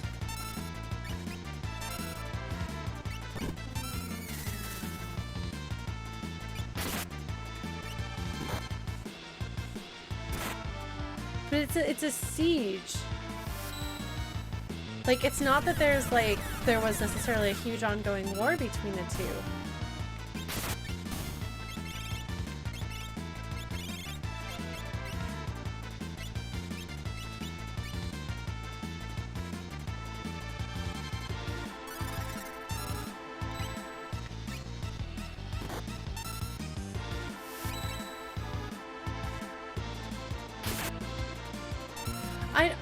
I don't know that I would say that.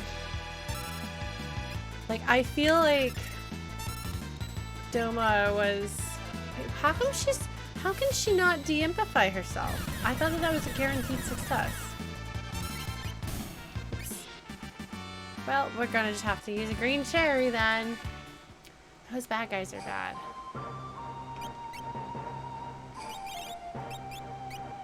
Either way, it's clear that he has had experience and associations with, like, it's not that he's never encountered Magitech armor. I mean, we rewrote Magitech armor to get out of the Imperial camp after Doma was destroyed.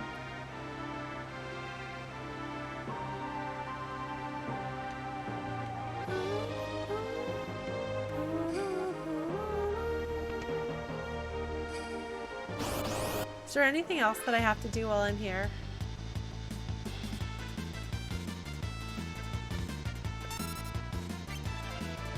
Okay, no.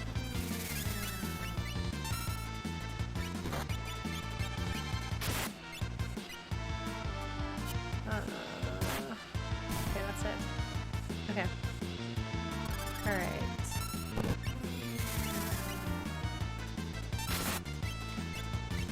No, don't sneeze. It's okay.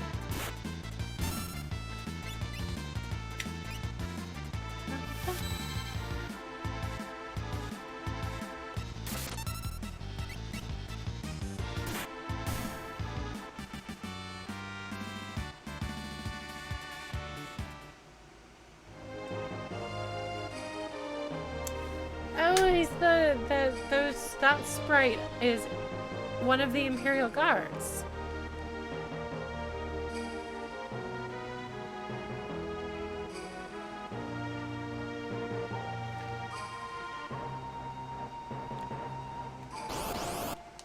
Yes, it's interesting that guilt is one of the emotions that they pull from here.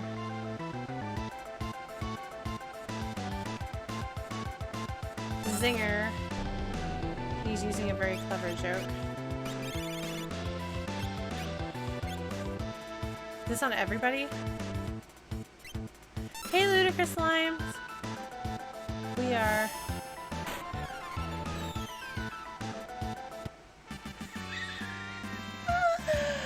Okay, that is really satisfying. That is really satisfying.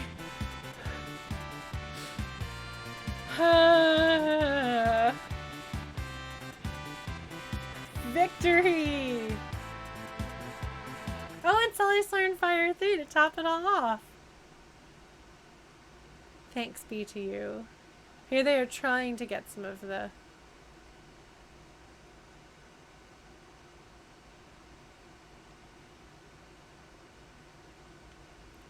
Wife and children, question mark. Plural? Question mark. There's some punning happening in chat.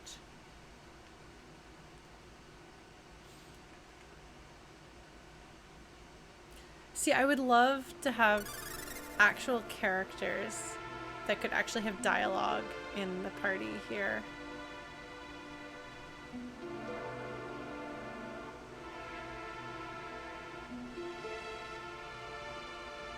Which is what I would want out of a remake.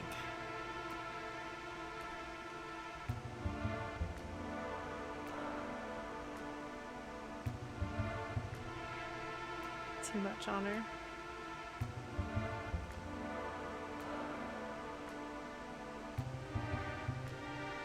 Right, Axel? Right? Also, I would just love to see the scenes that are really emotionally powerful. Why is this the music that it plays here? Why is this the music that it plays here? The Narsh theme is not a good choice. It's not a good fit.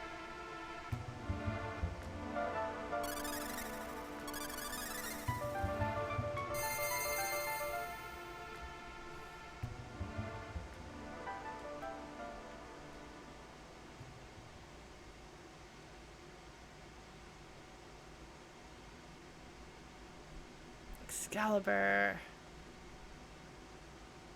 I love this. The idea of having something to carry them with him.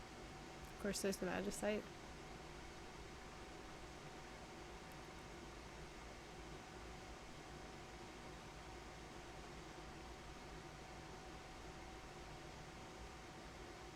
Yes.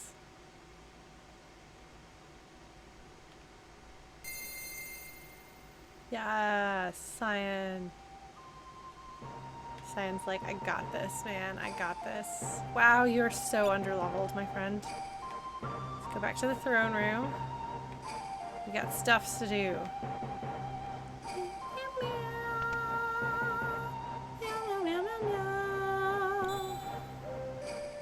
Alexander. Ha. Ha, ha, ha, ha, ha.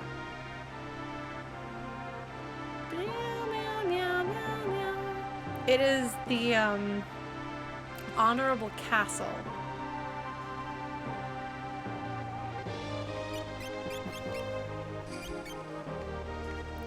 Is that the sword?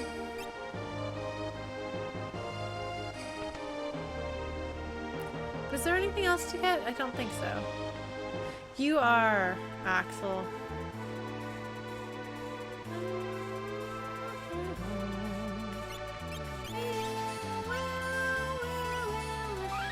Yeah, I think this is the first time that I mean, most of the things that we now think of as summons or eidolons or espers or whatever, they start in this game. Which has been fun seeing a few more obscure ones pop up in Final Fantasy XIV.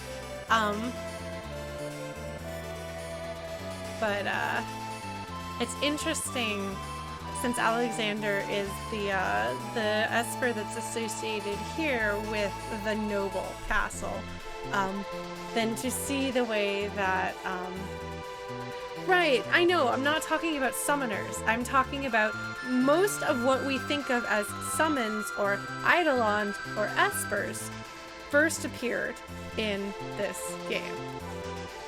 It did not say at any point that summoners first appeared in this game. In fact, we don't even have summoners in this game. I don't know that I would say Alexander is a personification of Doma Castle, but it's associated with the noble castle, and so it makes sense the way it shows back up in Alexandria in Final Fantasy IX, which is the game that is paying homage to the Super Nintendo era Final Fantasy, specifically 4 and 6. So yeah, there aren't summoners in this game, but there are summoners known as callers in Final Fantasy II as it was released here before. Yeah, I don't know that Alexander's a personification of Doma Castle, but it makes sense for it to be connected to both Doma and Final Fantasy IX's Alexandria. Which is cool, but not as cool as Lindblom. Lindblom is my favorite for like the same reasons that South Figaro is my favorite. Right, but it's the non-common ones that you don't see. Okay, I'm gonna try to be super clear about what I mean. Because there are so many Magicite in Final Fantasy VI, there are Magicite slash Espers slash Eidolons slash summons, whatever you feel like calling them, that first appear in Final Fantasy VI, which has more of those things than the previous games, and you then see them later in 9, in 14, probably in other games that I haven't played. That's what I'm saying. Is that I was playing through Final Fantasy 14 and came across a more obscure primal, as they are in 14. And one of my friends who doesn't know 6 very well was like, yeah, I saw it go across and I was like, oh, it's Blank. And she was like, how do you know that? I've never seen that in a Final Fantasy before. And I was like, I know Final Fantasy 6. And it's in Final Fantasy 6. So I'm curious to see how many of the primals are, like how many of the more obscure primals that first show up here pop up in 14. So we'll see. But it is interesting because like the one in question is Bismarck. Bismarck showed up. My friend was like, what the heck is Bismarck? How do you recognize Bismarck on sight? Because Bismarck doesn't really show up in every game. Like Bismarck is not like Leviathan and Shiva, etc. Titan. Is Titan an ongoing one? I feel like Titan is a common one. But Bismarck is not, when you think of Final Fantasy VII, summons is not high on the list. So I thought that was fun to be able to flex my Esper Magicite knowledge. Yeah.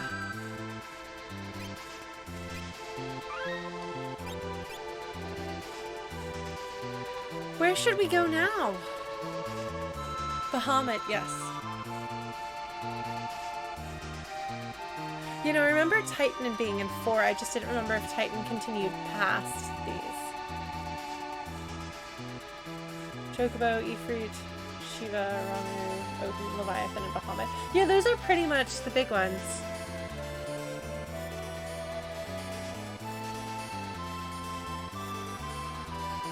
I'm trying to remember. It's interesting because the summons are always an important element of the story in every game that they take place in, that I know of. I haven't played Final Fantasy 3, but in Final Fantasy 4, Rydia being a summoner is a really big deal. And so, like, the Land of Summoned Monsters and everything that's connecting to Rydia and her story is really significant. Rather than just being collectible stuff. They're like entities in the world that have significance to the main plot. Here we have Espers. One of our main characters is half Esper. Although they really have a type, don't they, for character who is connected to summons?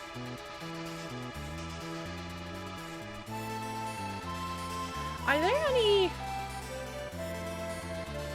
primary summoner type characters who are not? Yeah, I don't know, major spoilers on games I haven't played, but who are not young, vulnerable women or girls, because we have Rydia, Terra, and then Garnet and Aiko. Because those 4 are a type. Oh, and Yuna! Yuna! Why did I not think of her? Stay away from the summoner! That's 5. Wow!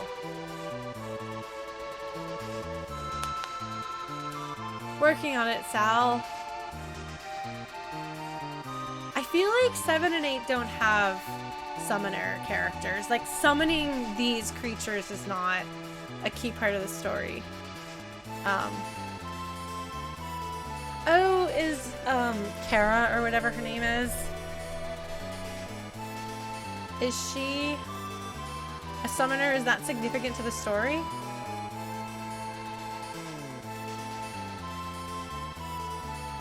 No, Paladin and Poem aren't summoners. They're a black mage and a white mage. Rydia's the only summoner in that game. No, I really think the only characters that are summoners that are significant to the main Final Fantasy story. It's okay, Sal. Yeah. No. I mean, granted, I don't really remember what the deal is with the Guardian Forces. I didn't get that far in 8. I didn't like 8. I'm sorry. Sometimes I wonder if I should give 8 another try. You know, maybe I would dislike it less.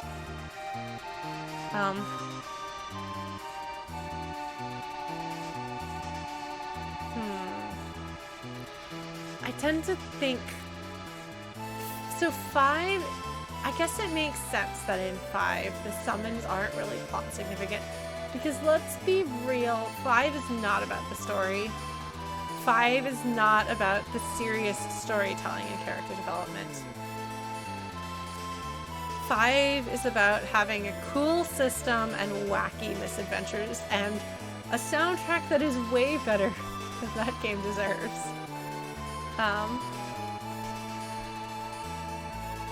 I just didn't like any of the characters in 8. I didn't really like any of the characters in 7 either, but I liked some of them. And I literally disliked everyone in 8.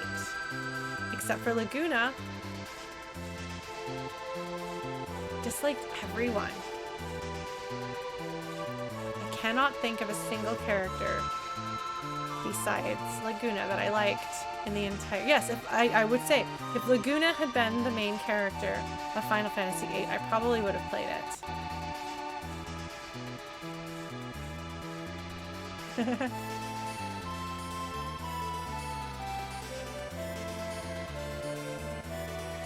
Yeah, if a game that is purportedly about the characters and story, like a Final Fantasy, requires some sort of specific, precise way in which to play it in order to make it playable, then I think I'm just going to stay away from it.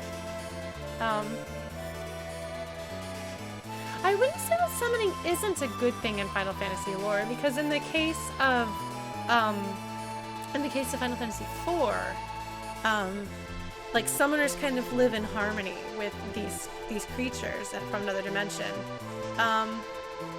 In this game, like, there's not really summoners, but the Espers are super important to the story, and the Espers themselves are not flawed or bad or evil in any way. And yeah, I've been told that I would like the characters more in 7 Remake, which is part of why I'm very eager to play it. But yeah, like, yeah, I wonder, Skylar, if 8 is kind of like 5 in that regard, where you just kind of have to accept what you're getting, which is a weird thing. But not entirely though, Mofty, because they also have, like, yes, but also some of them have, like, emotional components, which I think is interesting. Not quite in the way, like, the Espers are people. They're just people. And in 4, the summoned monsters are people. Isn't it called,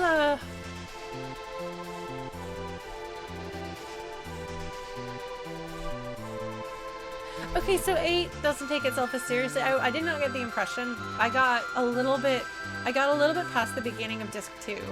I got the impression it took itself very seriously, and I didn't like it. But I wonder if it's like 5 in that regard. Because 5 is also a story that doesn't take itself very seriously. Like, 5 is, like, comedically ridiculous. I did not like it, but my sister loves it.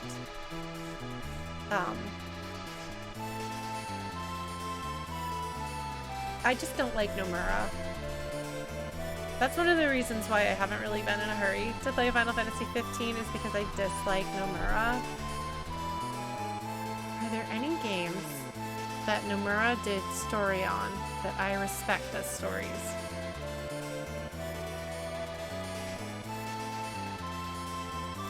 Did he really do 7 Remake? Did somebody else? I thought somebody else surely was involved because it got finished. It got finished. Like the amount of it that they were supposed to have, they made. They finished it. Yes. Sal, I rest my case.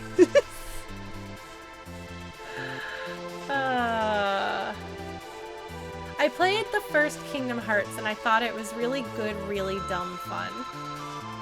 So I'm not sure that I have any interest. Like, left to my own devices, I have no real interest to play any of the rest of them. Probably won't, although I do own them. Yeah, I played one like a million years ago. Yeah, well that's the problem that I have with Umaro. Sorry, we're just the game has just stopped. We're gonna talk about video games now. Yeah, he really likes doing things that are barely comprehensible. The fact that, because in order, so the fact that in order to experience the story of Final Fantasy 15, you must first watch a movie, then watch a mini-series, then play the game, then play some optional DLC, then read the book that came out because the rest of the DLC couldn't be finished. Otherwise, you don't get the story, or the character development, or the context. I have concerns.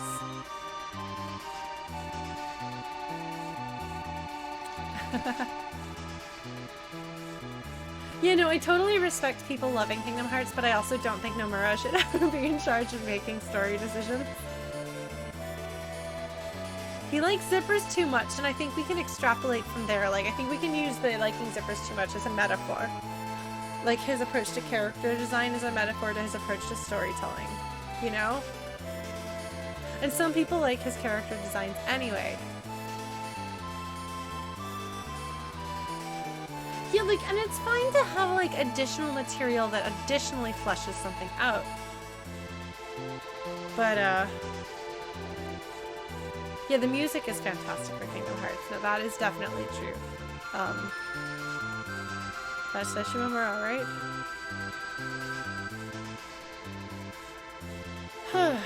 But yeah, so I always hesitate when I hear that Umaro was involved with something.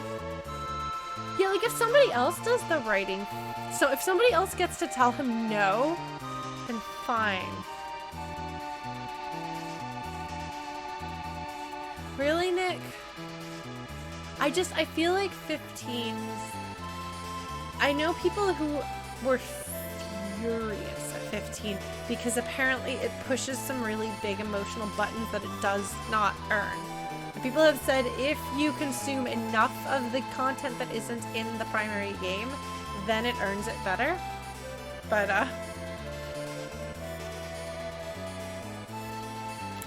I don't know, man. Maybe I'll play it. Oh yeah, no, Lulu's dress has lots and lots of belts involved. It was really fun watching cosplayers cosplay that in the heyday of 10, let me tell you.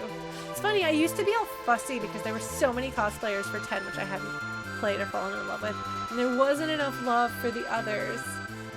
Not enough people cosplaying as that.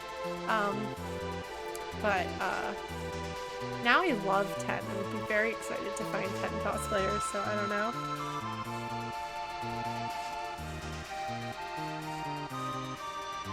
Yeah, anyway, Final Fantasy. How do you feel about this Final Fantasies, folks? Is it 2 that actually has a story and characters? I have thought about playing a remake of that one because it has story and characters. Not a huge fan of job class systems, which I think... Oh wait, no, 3 is the one that has that. Evens have story. Okay, it is what it is. I almost agree with you. I guess if we're talking about older games. But once we get to the, like, PlayStation era, you can't tell me that 9 has a system instead of story.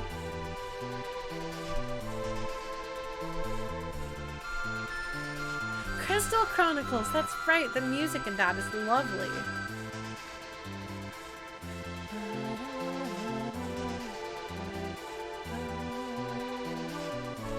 Well, then I think that 9 people, or not 9, 7 people would probably object. And it does have a story, I just didn't like it. But I will play the remake because Crisis Core has convinced me. And I have been told by everyone who is not my sister that is a fan of Crisis Core, I will like Final Fantasy VII Remake. My sister, who is one of the bigger Crisis Core fans I know, was completely displeased with 7 Remake. She really wants to spoil me on it because she was so mad, and I was like, do not. Do not. And she didn't. So. But I have to have played it before I go home, which fortunately probably won't be this year. So that's fun. Yeah, did you guys, hold on. Do you guys want to see me dressed as Sully's from when I was 19?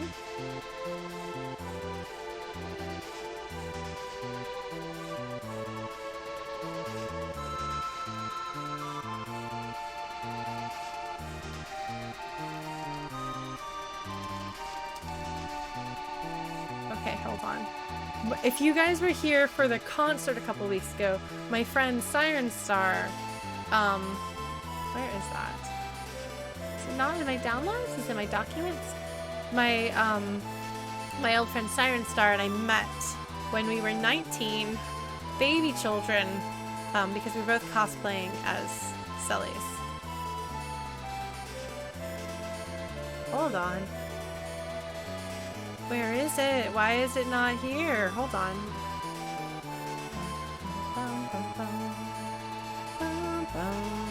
Oh, here it is.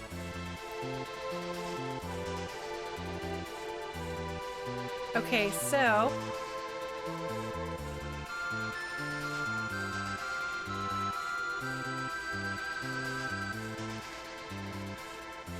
that's me right there. The one between Locke and Gao. The one on the other side of Gao is my friend Siren Star. Look at how adorable we were. So we had a couple of Locks.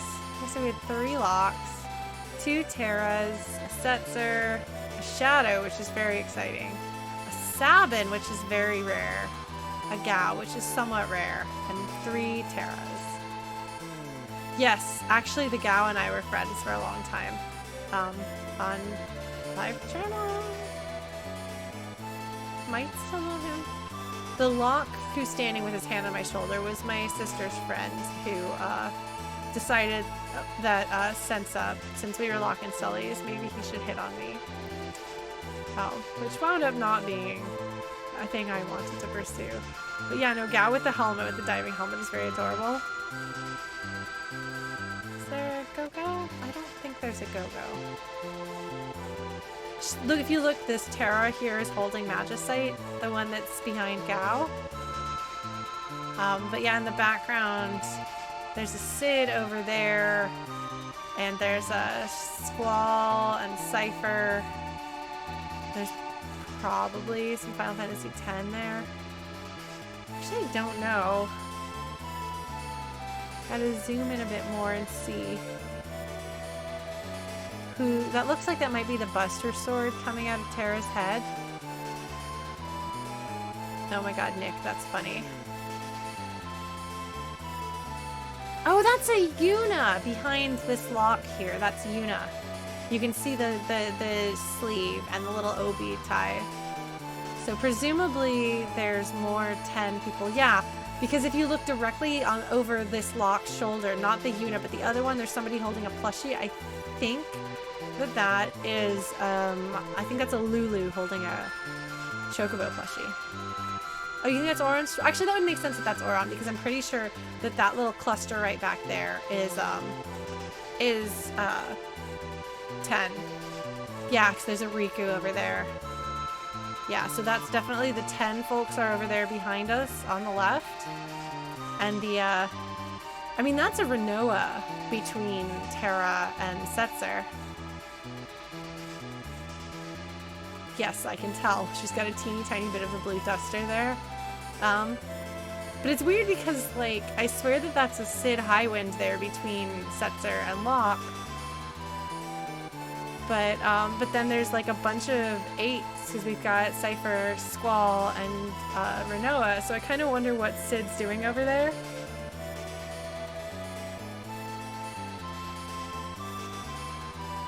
I don't see the Sephiroth. Oh! You think that's a wig? Hold on.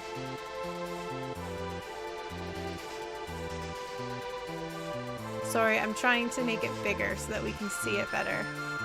I don't know. Maybe that's... It could be like a plushie too.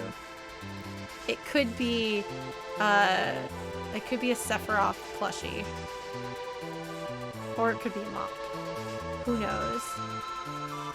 But yeah, hilariously, me and this Celius right here, we were friends way back in the day. Then we lost touch for quite a while, and now we are very good friends again. So it is funny how these things play out. But yeah, so that is Life of Final Fantasy VI fan. The anime convention. This is Otakon 2002. So, freshman year of college for me. Well, I guess it was the summer. It was before I went to college. That would have been between high school and college. So yeah. No, I also love the fact that we can't tell the difference between Sephiroth and a mop. Yes, that was a convention. I used to go to a lot of conventions. I would afford them by selling my artwork at them, which I've been thinking about doing some more art lately. But my tablet is broken, so. Sephiroth.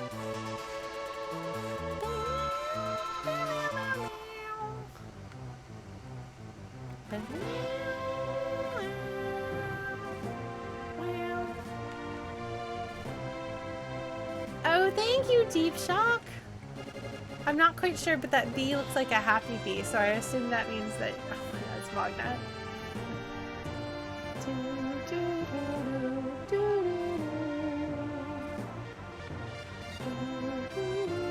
I did, Blue Glass!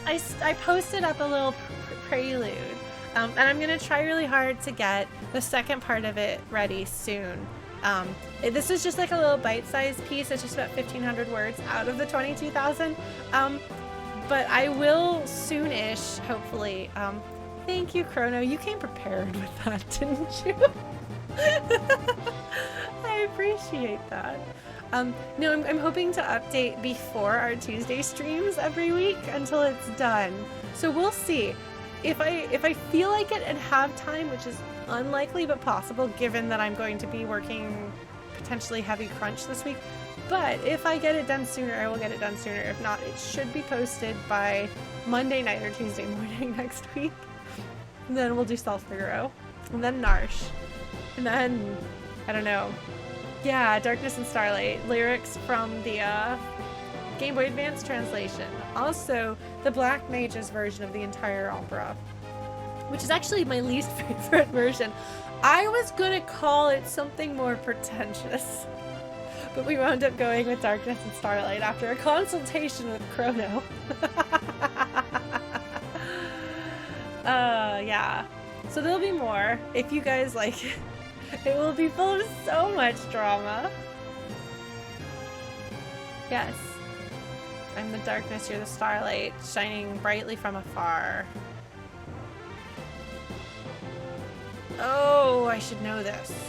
I mostly know the Super Nintendo lyrics. From afar. right?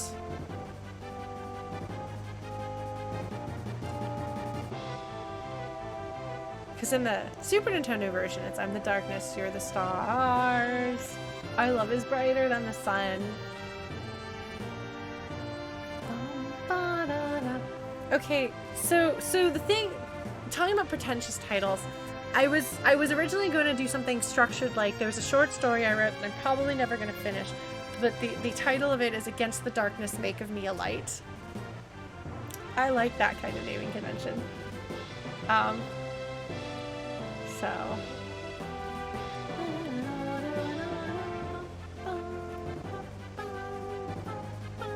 Although my stories tend to have actually very short titles. They go either very, very, very, very short titles or very, very long ones. So. The Game Boy Advance translation of the lyrics is objectively better, but I am stubborn.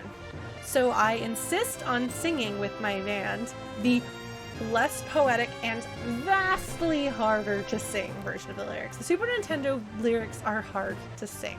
The Game Boy Advance lyrics feel like somebody was like, what would it feel like to sing this? What syllables would be easier to sing? Let's do that. So yeah. Who should I put in my party? Where are we gonna go? What are we gonna go do, folks? Should I level up people? I probably ought.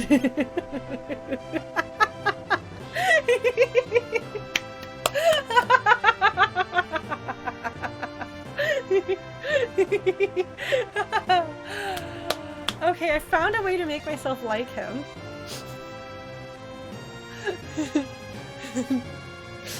I like don't even recognize his profile picture. I clearly I do not care about Umaro and I almost feel bad about it. To Gogo, they did an incredible job making Gogo look like their Umano art. Like, it's very, very close. Probably because they didn't know what else to do with it. Like, what else do you do with that?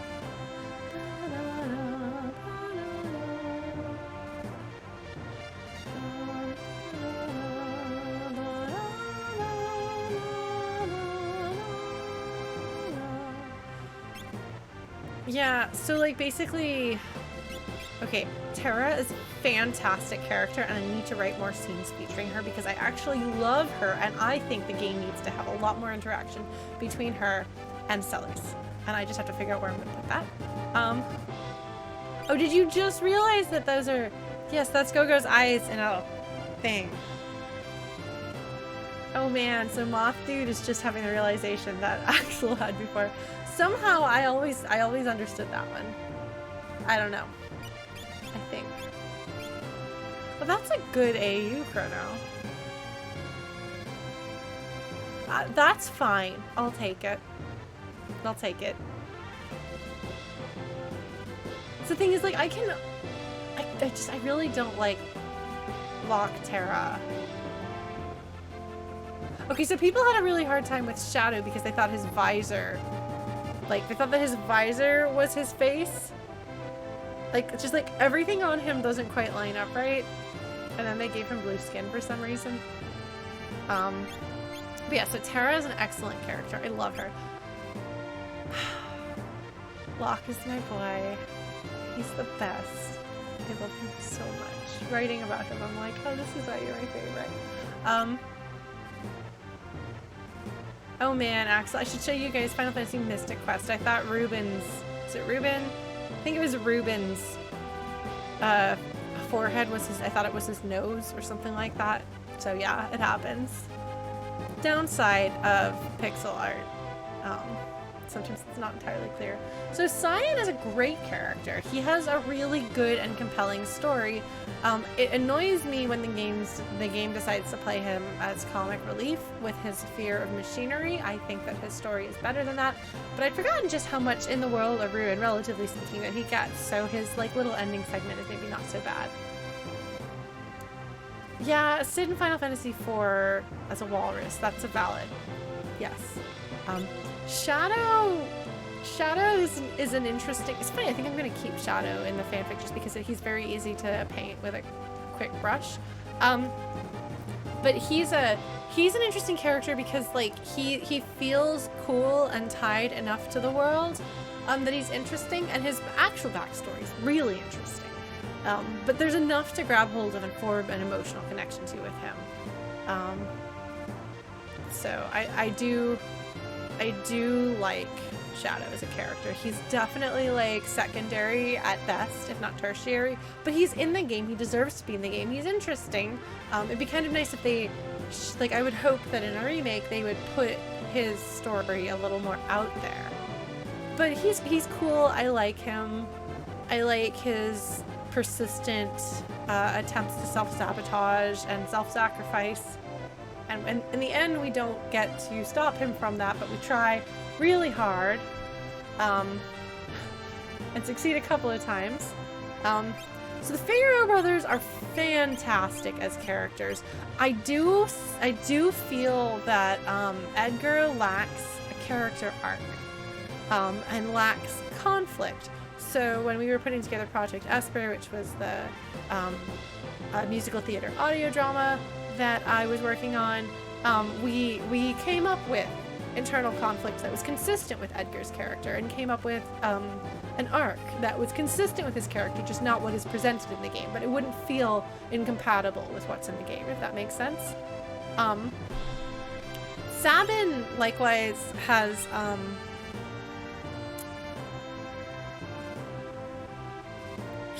his face just always makes me think of my mom's. Sabin has a little bit more conflict there, and it's much easier to read conflict into Sabin. Guilt over leaving, kind of like not being sure, like should he come back? So my interpretation kind of conflict with the Figaro brothers is that Edgar has honestly never really done what Edgar needs to do for Edgar's sake. Edgar's never done what Edgar wants to do. He does what he needs to do. And Sabin does not do what he needs to do. He does what he wants to do. And so an arc of the two of them, their development into healthier, more whole people, is Edgar learning to take some time away from what he needs to do, to pursue what he wants to do. And Sabin learning to turn away sometimes from what he wants to do what he needs to do. So, like, kind of an interpretation of Edgar and his lack of success with women is like, ultimately, he can't really commit to a relationship with anyone because he's a king. And he takes his responsibility to Figaro more seriously than, like, anything in the world. Like, he has given up, like, there's a way that he says, freedom, when he and Sabin, as young people, are talking about the future, and Sabin's like, run away with me, and Edgar's like, I'm actually tempted by that, but somebody has to stay and take care of Figaro, especially because the Empire just poisoned our dad to death. So, which also I think colors the direction that Edgar takes with keeping Figaro safe, is like at a young... See, I would disagree with that, because how does Edgar's situation in Figaro, how does he live a life of luxury in the royal life? Like, how is that a defining aspect of royalty and in Figaro? Edgar's a little bit foppish in that he wears bows in his hair and flirts with ladies. But he takes the business of being a king very, very, very seriously. I would say Edgar pretends to be okay and have energy and have fun because it makes people not worry about him. But he's the king who stays up all night trying to figure out how on earth he's going to keep his kingdom safe from the Empire that is slowly crushing the entire world under its boot. He is the one who is trying very hard to play two sides, knowing that if it blows up in his face, his entire kingdom will die, or risks dying, while also bravely funding and supporting the rebellion because it's the right thing to do. Like, I think that Edgar is an incredible king who does not live a life of luxury. I mean, yes, he sleeps, probably he wears comfortable clothing and sleeps in a comfortable bed.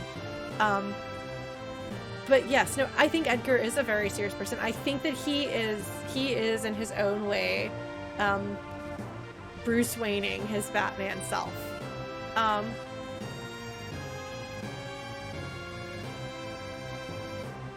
But the relative luxury of having fine clothing and things like that is not a part of his story. It's not a part of his kingdom. It's not a part of anything that we know about him. I mean, yes, he is technically a king, but like nothing about his lifestyle seems exceptionally luxurious. Like even like going to like his chamber in Figaro Castle, it doesn't feel over the top. When he like the fact that like, one of my favorite things about him, as you guys have heard me say like a million times, is his refusal to let the people of Figaro, the merchants, give him stuff for free. He's like, no, you have to support your family. I will pay for this with my money. So for me, if you're going to have a character be an ascetic and give things away, or give up his luxurious life, he has to see some appeal in his luxurious life. And the luxurious life has to be in contrast to what he does. Sabin runs away from his responsibility. The entire question of the Figaro brothers is the question of freedom. And that's why when you have the two of them and they have core story moments, that's the question, that's the subject. It is Edgar being tempted by freedom and giving it up so that his younger brother, over whom, and they're twins, yes, but in Japan, the older and younger brother, the older and younger side of twins like actually matters as far as who's older or younger. So as the older brother, he feels like he has to take care of everyone, and so he extends that taking care of the people who are his responsibility. He extends that responsibility to his brother. I just like Sabin likes fancy teas and pretty flowers. If anything, he's the character who has a stronger aesthetic like preference of things that are comfortable and beautiful. Like those are some of the few things that we know about him, is that he loves tea and he loves flowers. So I think I'm just gonna have to disagree with you on that, because I don't feel like asceticism is a big part of his nature. Like he takes his martial arts seriously enough, but he doesn't really seem, I don't know, I don't feel like there's a lot of emotional content with him in that. No, but you find his little hut in the mountains, and he has tea and flowers there, and that's how Edgar's like, oh, this little hut, this little cabin makes me think of my brother. So I don't think that Sabin has lived a life of deprivation. I think he's lived a life of freedom, and he's been able to pursue things. And I think that he wasn't a martial artist when he ran away from home, so he was definitely looking for some sort of meaning, and presumably he found meaning and a way to put together the responsibility that he was running from, the freedom that he wants, and maturity. Like I would say it's possible that being a martial artist has instilled in him a sense of responsibility, that he, like the maturity to take responsibility in a way that he wouldn't have or didn't when he was younger. So I think for me, like that's kind of what the role of his martial arts training would be, is to take somebody who is immature and runs from responsibility, and give him maturity and give him discipline. And so I think it's kind of essential that the two of them take on the ruling of Figaro together.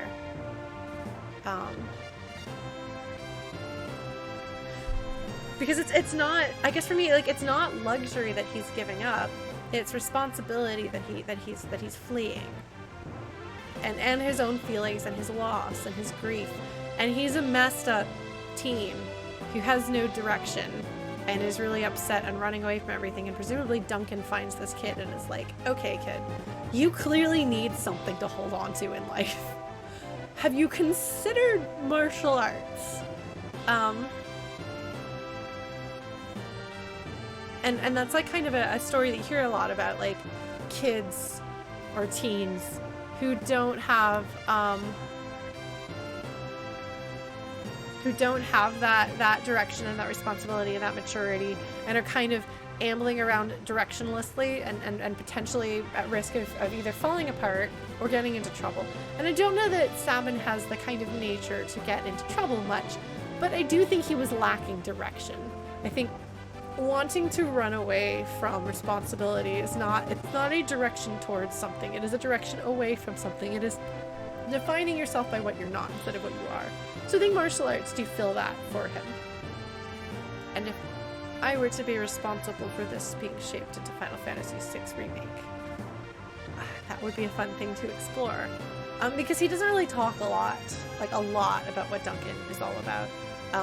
But I guess you could see kind of like when he's upset with Arvis, and Arvis is like, oh my god, my dad chose you instead of me. And obviously Arvis is not mature enough to be... Yes, directionless young men in a society is a dangerous thing. And I don't know that Sabin is necessarily in the kind of situation that could lead him to be dangerous in that way, but regardless, he needed direction. Vargas, right, Arvis is the guy in Narsh. Vargas.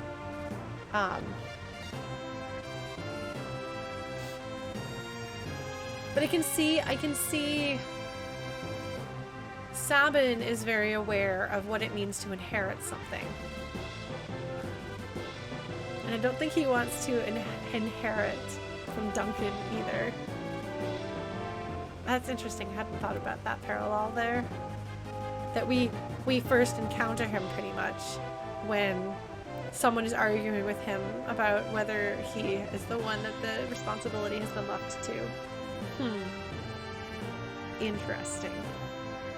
Anyway. This is fun.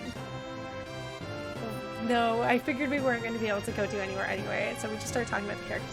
Anyway, so I like the Figaro brothers. Yeah, no, I agree. I agree. But I do think that it is really important to recognize that if you want to prevent a lot of like the dangers and the problems in the real world, find directionless young people, especially directionless young men, and find a way to give them direction in a way that is helpful and not destructive, you know? So if that's one of the things that Duncan is doing, I salute him. Yeah, maybe I'll dig a bit more into that, because I love the Figaro brothers. I mean, I'm not gonna lie, I like Edgar. I find Edgar more compelling and a deeper, more interesting character. But, okay, do I call you Wyab? How do I say your name? I'm avoiding saying your names. I don't know how to pronounce it. But thank you for prompting me to think more about Sabin, because I actually feel like this conversation that we just had has given me a more nuanced understanding of this character as I think about where he comes from. Which is relevant, because I might do something with that information. Yeah. You know, I do love the Figaro brothers. Like, there's a reason why my party of choice always includes at least one Figaro brother. And it's not just because Sabin is the best character in the game, combat-wise. I love them both very much, and I love them as a set, too. I love the way that I feel like their stories are interconnected in a really beautiful and powerful way.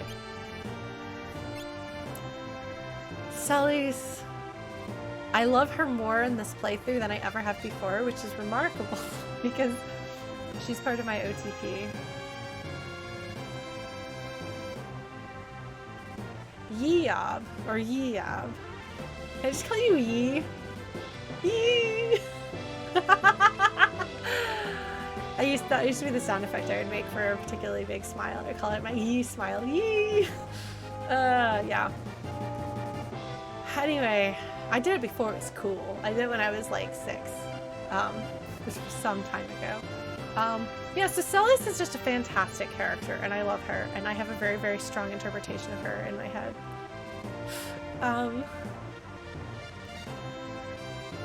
Because she is like this. She has been raised her whole life to be a soldier and to be a general, and she has these expectations put on her about who and what she's supposed to be, to such a degree that she should be brainwashed by the Empire, and yet she has such strength of conviction that she is capable of seeing that the Empire is wrong when Kafka decides to plan a genocide. And granted, that's a pretty extreme case, but she basically is willing to die to try to save those people. And the situation with Miranda, I feel, didn't sit right with her. And so a lot of the game, I think, is her trying to do right by the world. And she doesn't really have any interest in defending herself. She's not interested in proving. Yeah, I kind of see Leo as a mentor figure as well. Not a peer though, but as a mentor, I think.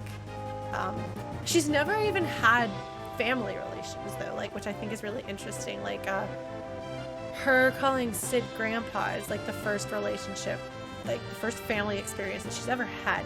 And I think like Terra would definitely be traumatized by her experiences being controlled and used as a weapon.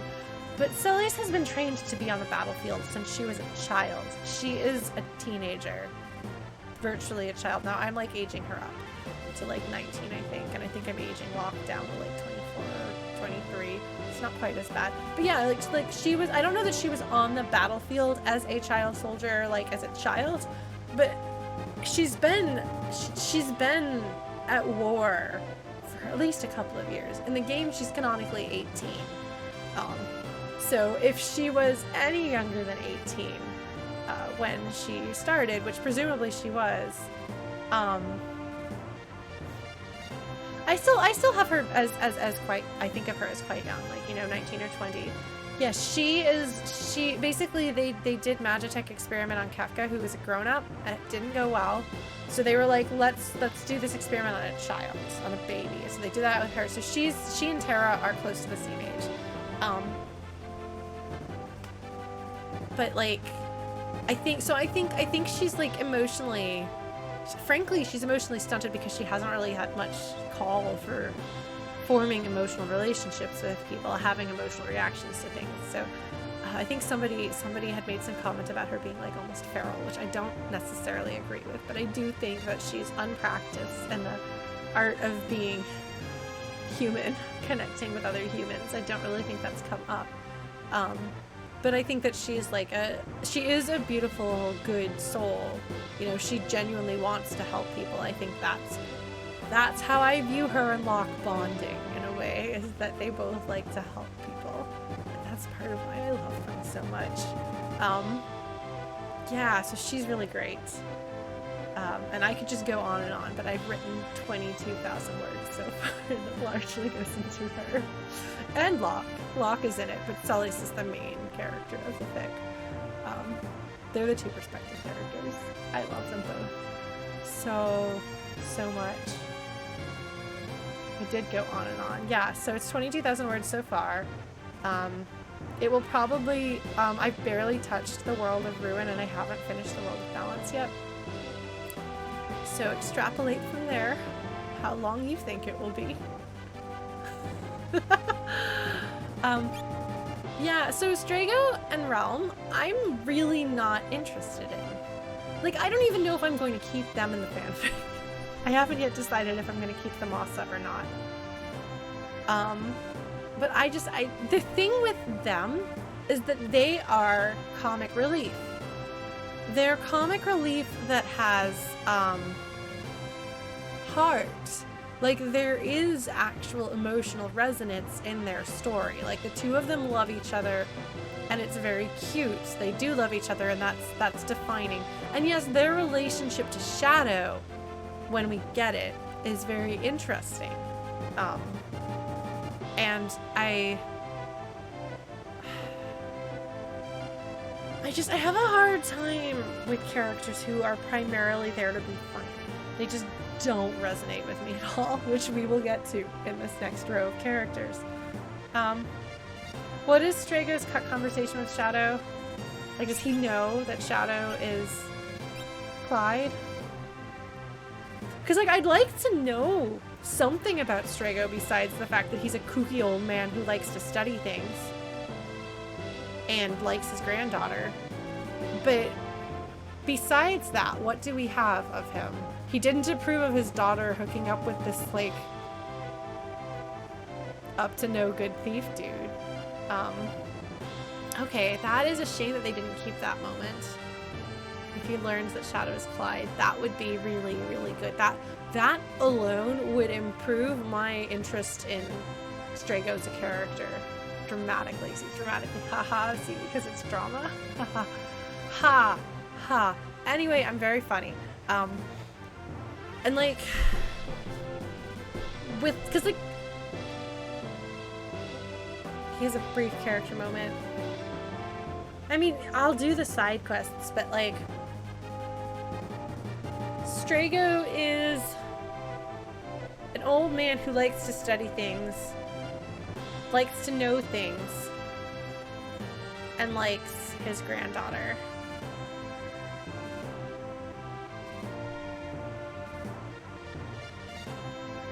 I'm looking at this inheritor of an ancient secret tradition.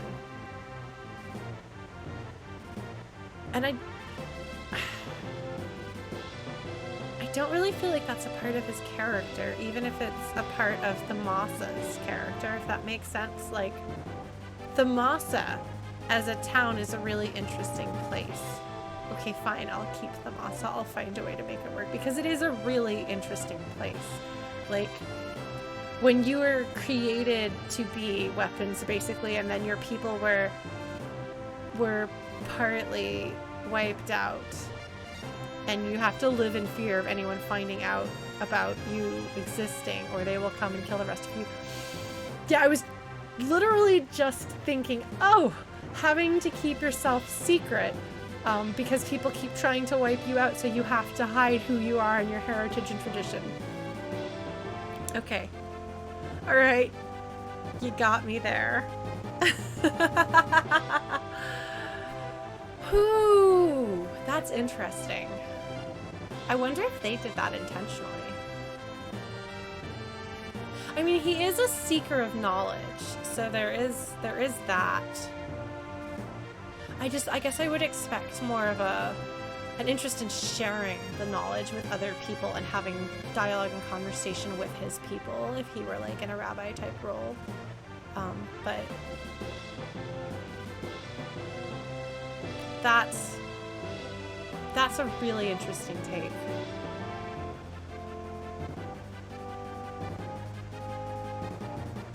Strago has a friend? I may have completely forgotten this. Do I have to go back to Thamasa? I don't remember Strago having friends. Yeah, sorry, you've made me think a little harder about... Oh, okay. Okay. We'll do that. If it's not too late to do that, let's do that. Let's see if we can make me care about Strago and Realm. Oh my god. Now I'm forever gonna picture him as like a little Jewish grandpa. He's... Okay, I'm allowed to say this because I'm referencing my little Jewish grandpa. He's even got the nose. Oh, now I can't dislike him as a character. Okay. Fine.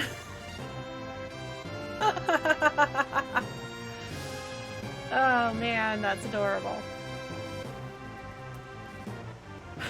All right.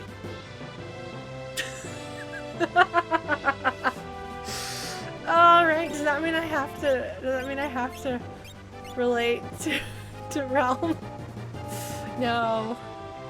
The problem with Realm is just that I don't like the bratty princess archetype, and she's kind of the bratty princess archetype. Which is not necessarily a shortcoming of her as an individual character. I just really don't like that, which was very disappointing when I was playing Mother 3 because everyone else in the world loves Kumatora and I didn't. I was so sad. I was mostly indifferent at best toward her. Did not like Tetra for a while until I eventually warmed to her. There's a few, yeah, we're not gonna do that right now. We're talking about the characters, then we'll shut down. Sorry folks.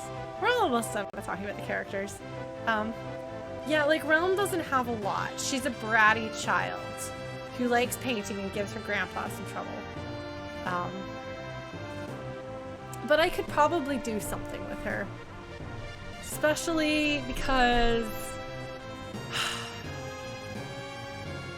Plus, I mean, if I'm writing fanfic about somebody who, like, has never really had family of her own, it'd be interesting to have Sully's react to little Jewish grandpa and his granddaughter, who is fearless. Yeah, no, there's not a lot in her. Okay. Fine, you have made a good case. And now I have to like Strico. And I guess I actually really liked Realm when I was very young. I liked her a lot, which is why Realm rules and Gogo has a hat.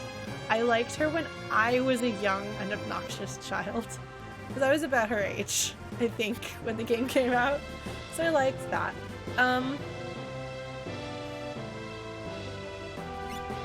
Oh no, Blues, I see what you did there. I get that reference.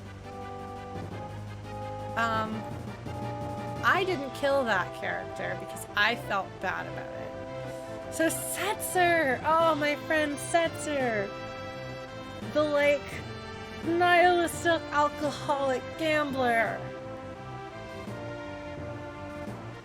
I think I might have a much darker interpretation of this entire cast than everyone else in the world.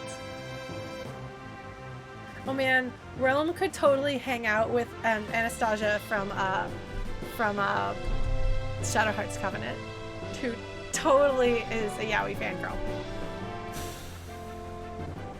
Well, because like people are like, oh, Setzer is this like funny, happy-go-lucky guy who doesn't like even care about things. I'm like, are you kidding? He doesn't care whether like he doesn't really care whether he lives or dies in a way. Like he's literally gambling with his life because he is, you know, like we'll make him a charming showman. I'm like, I mean, just like people who are like, Edgar is a flirtatious goofball, and I'm like, but not as bad as the people who are like, well, Locke is a flirtatious lady killer, and I'm like, did you play the game?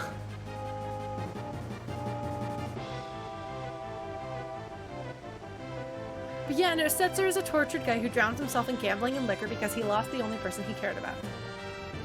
Yes. And he actually comes across as a little more afraid before Daryl dies. Like, Daryl is more fearless than Setzer, and Setzer admires that about her. Yeah. Like, cause like, he just does not care. Like, his self-preservation has just ceased to exist, and he is desperately trying to feel.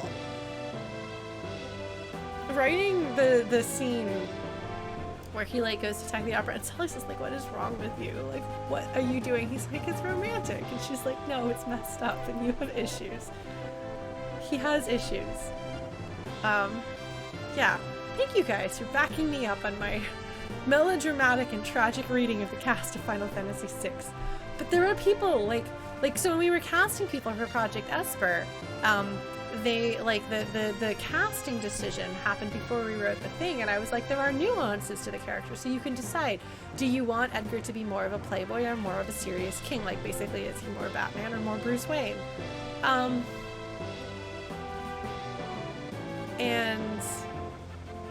And yeah, like Setzer's really tragic. Like, I mean, I assume he didn't really have much before Daryl either. Like, the way he, like, just the way he is, he doesn't seem like he had much else. I could probably come up with a backstory that felt appropriate for him. Whereas, like, in my head, Locke actually had loving parents. Maybe a complicated relationship with them, but, like, he at some point had a family who loved him. Because he has this way of being able to love and connect with other people that a lot of the cast doesn't have. Who has loved Tara in her ability to remember? Nobody. Cyan is a dad who presumably has had traditional, like, I bet there's generations of love and support going back in Cyan's family. He is the representative of, like, healthy family, just his family is now dead. But yeah, so Locke feels like he had family. Cyan had family. Shadow feels like you can kind of imagine he was, like, born into a bad situation and it just kind of got worse from there. That's kind of the way he feels to me. Like, Edgar and Sabin had loving parents, and as a consequence, like, I mean, at least they had a loving dad. I think the implication is their mom died in childbirth, but their dad very clearly loved them and was there for them. And furthermore, the entire kingdom of Figaro genuinely loves Edgar, and presumably they loved Sabin too. So,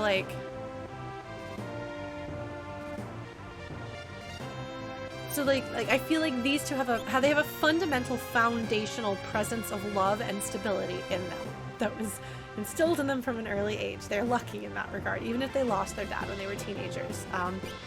Sully's, again, had Leo as a mentor figure, and Sid caring kind of from a distance, and that's about it. So not a lot of love. Strago made a bad decision by running off his daughter's boyfriend and all of that. I don't remember all of the details on that, and I apologize, but we will try to get that next week maybe. But he's a guy who loves his people too. His responsibility to taking care of his people, yes. And has a strong sense of, shall we say, tradition. I'm gonna start saying something on the roof here if we're not careful. See, you did this. You put this in my head, but it is there. It is there, and I just didn't think about the Masa. But the moment I started describing the Masa, I was like, oh, right. Anyway, and Realm probably is aware of her parentlessness, but she's also had a love. Shadow just, like, it feels like Shadow's upbringing wasn't a great situation, and he left it. So, I don't know.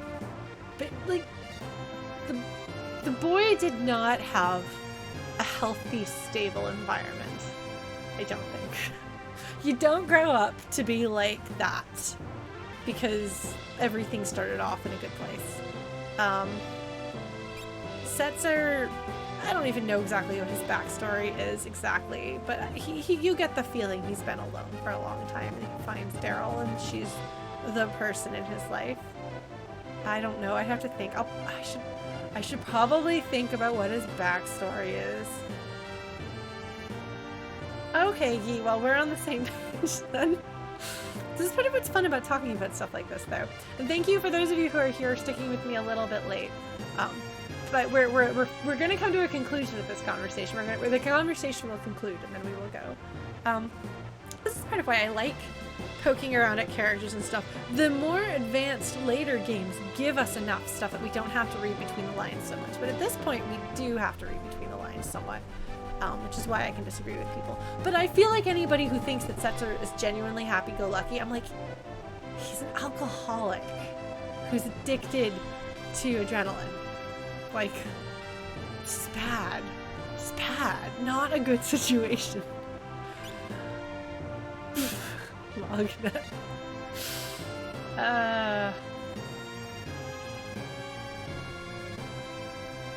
Anyway, Mong is not a character. Gao has a great tragic past. He has a fantastic moment where he defends his dad. And really that's kind of all that his character development can hold in the game, especially because there's only so much time. Because I think that they do a really good job of fleshing out Terra, Locke, Cyan, both the Figueroa brothers, and Celes. And I think they do a good job with Setzer too. In various degrees, like I would say that there's primary cast and secondary cast, and then tertiary cast. But given how many characters they do actually flesh out, like it's okay that there's not as much with Gao. What Gao has is, yes, Mog is an adorable marketing ploy, but not much else. It's kind of like, hey, you get to play as a Moogle, isn't that cool? But Gao's bit is interesting. I don't know what I would do with Gao, so I haven't intended to keep him. I was cutting him from Project Esper too, because he didn't earn his keep enough. He doesn't contribute enough. His value in the story is as a younger brother / son figure for Cyan and Sabin, who both have holes in their lives as far as how they interact with other people. Sabin needs someone to mentor because he's stepping into kind of this position of being able to be the person with responsibility and maturity.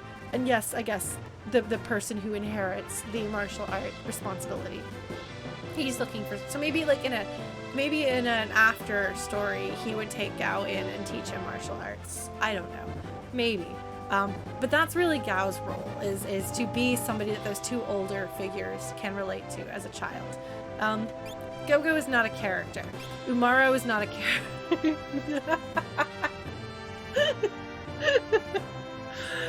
No, he's not a character, but that's good. That was my best decision ever.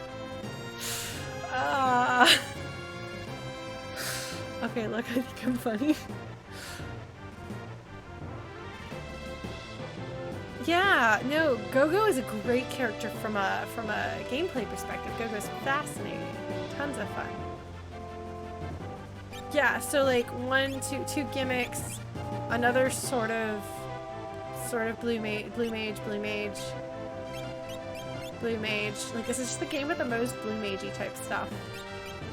It's an interesting. Actually, you're saying that's the question that Gogo is the answer to? Yes. It's very good. Gogo is very useful. I should level Gogo up. They're very useful. So yeah, so that is more than you ever wanted to know about the cast of Final Fantasy VI. It's good. I've got some ideas, guys. I've got ideas. The fanfic might just have gotten longer, though. Why am I writing it? I don't know. It's actually been really interesting for me because I am so accustomed to having like an end goal where like you can't do a thing if you're not trying to like make it, whether you're like monetizing it or like achieving, because my dad's sister once told me that in their family growing up, they didn't believe that a person was leading a good or successful life unless they had achieved some degree of fame or fortune. So she's like, no matter how happy my friends are who like being a housewife and being a stay-at-home mom was their, like being a full-time mom was their career, and no matter how happy they were, I cannot consider that successful. And that maybe got rubbed into me a little bit, and I don't rationally agree with that, but like functionally I think that that's kind of how I think about myself. I don't hold other people to that standard, but I think for myself I feel like everything that I do has to have like some end goal of achieving success.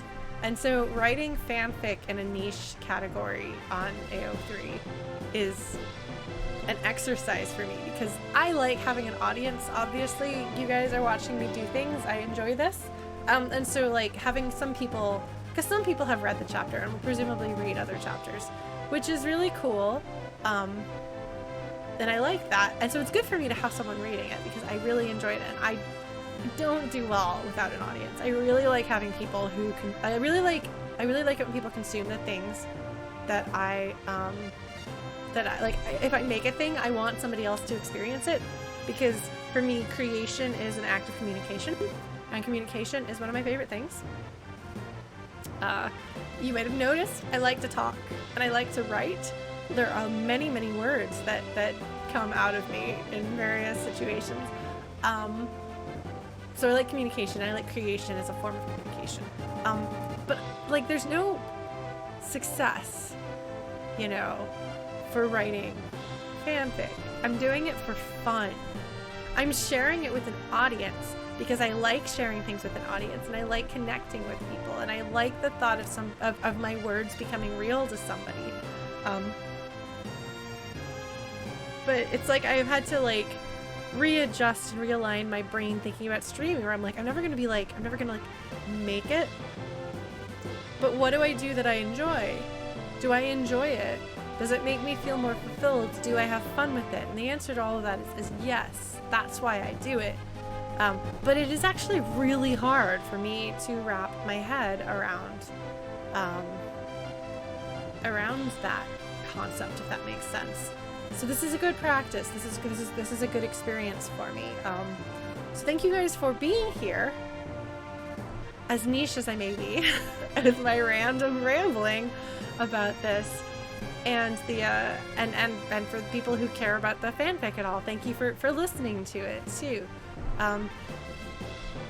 It means a lot to have people be here, and to have people experiencing the stories that I tell. So I'm gonna make a party so we can go save. We'll put together an actual more permanent party next time, but for now, we're just gonna put together some random friends. Hello, random friends. Let us land.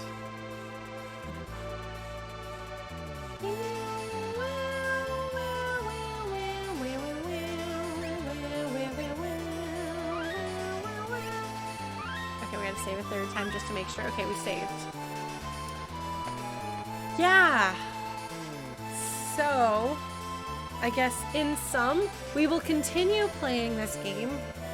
Maybe we've got 3 weeks, maybe we've got 4 weeks, because I'm involved and I can talk a lot. But we will keep that up. I don't know if I'll be able to finish the fanfic by then, but I will try to keep posting.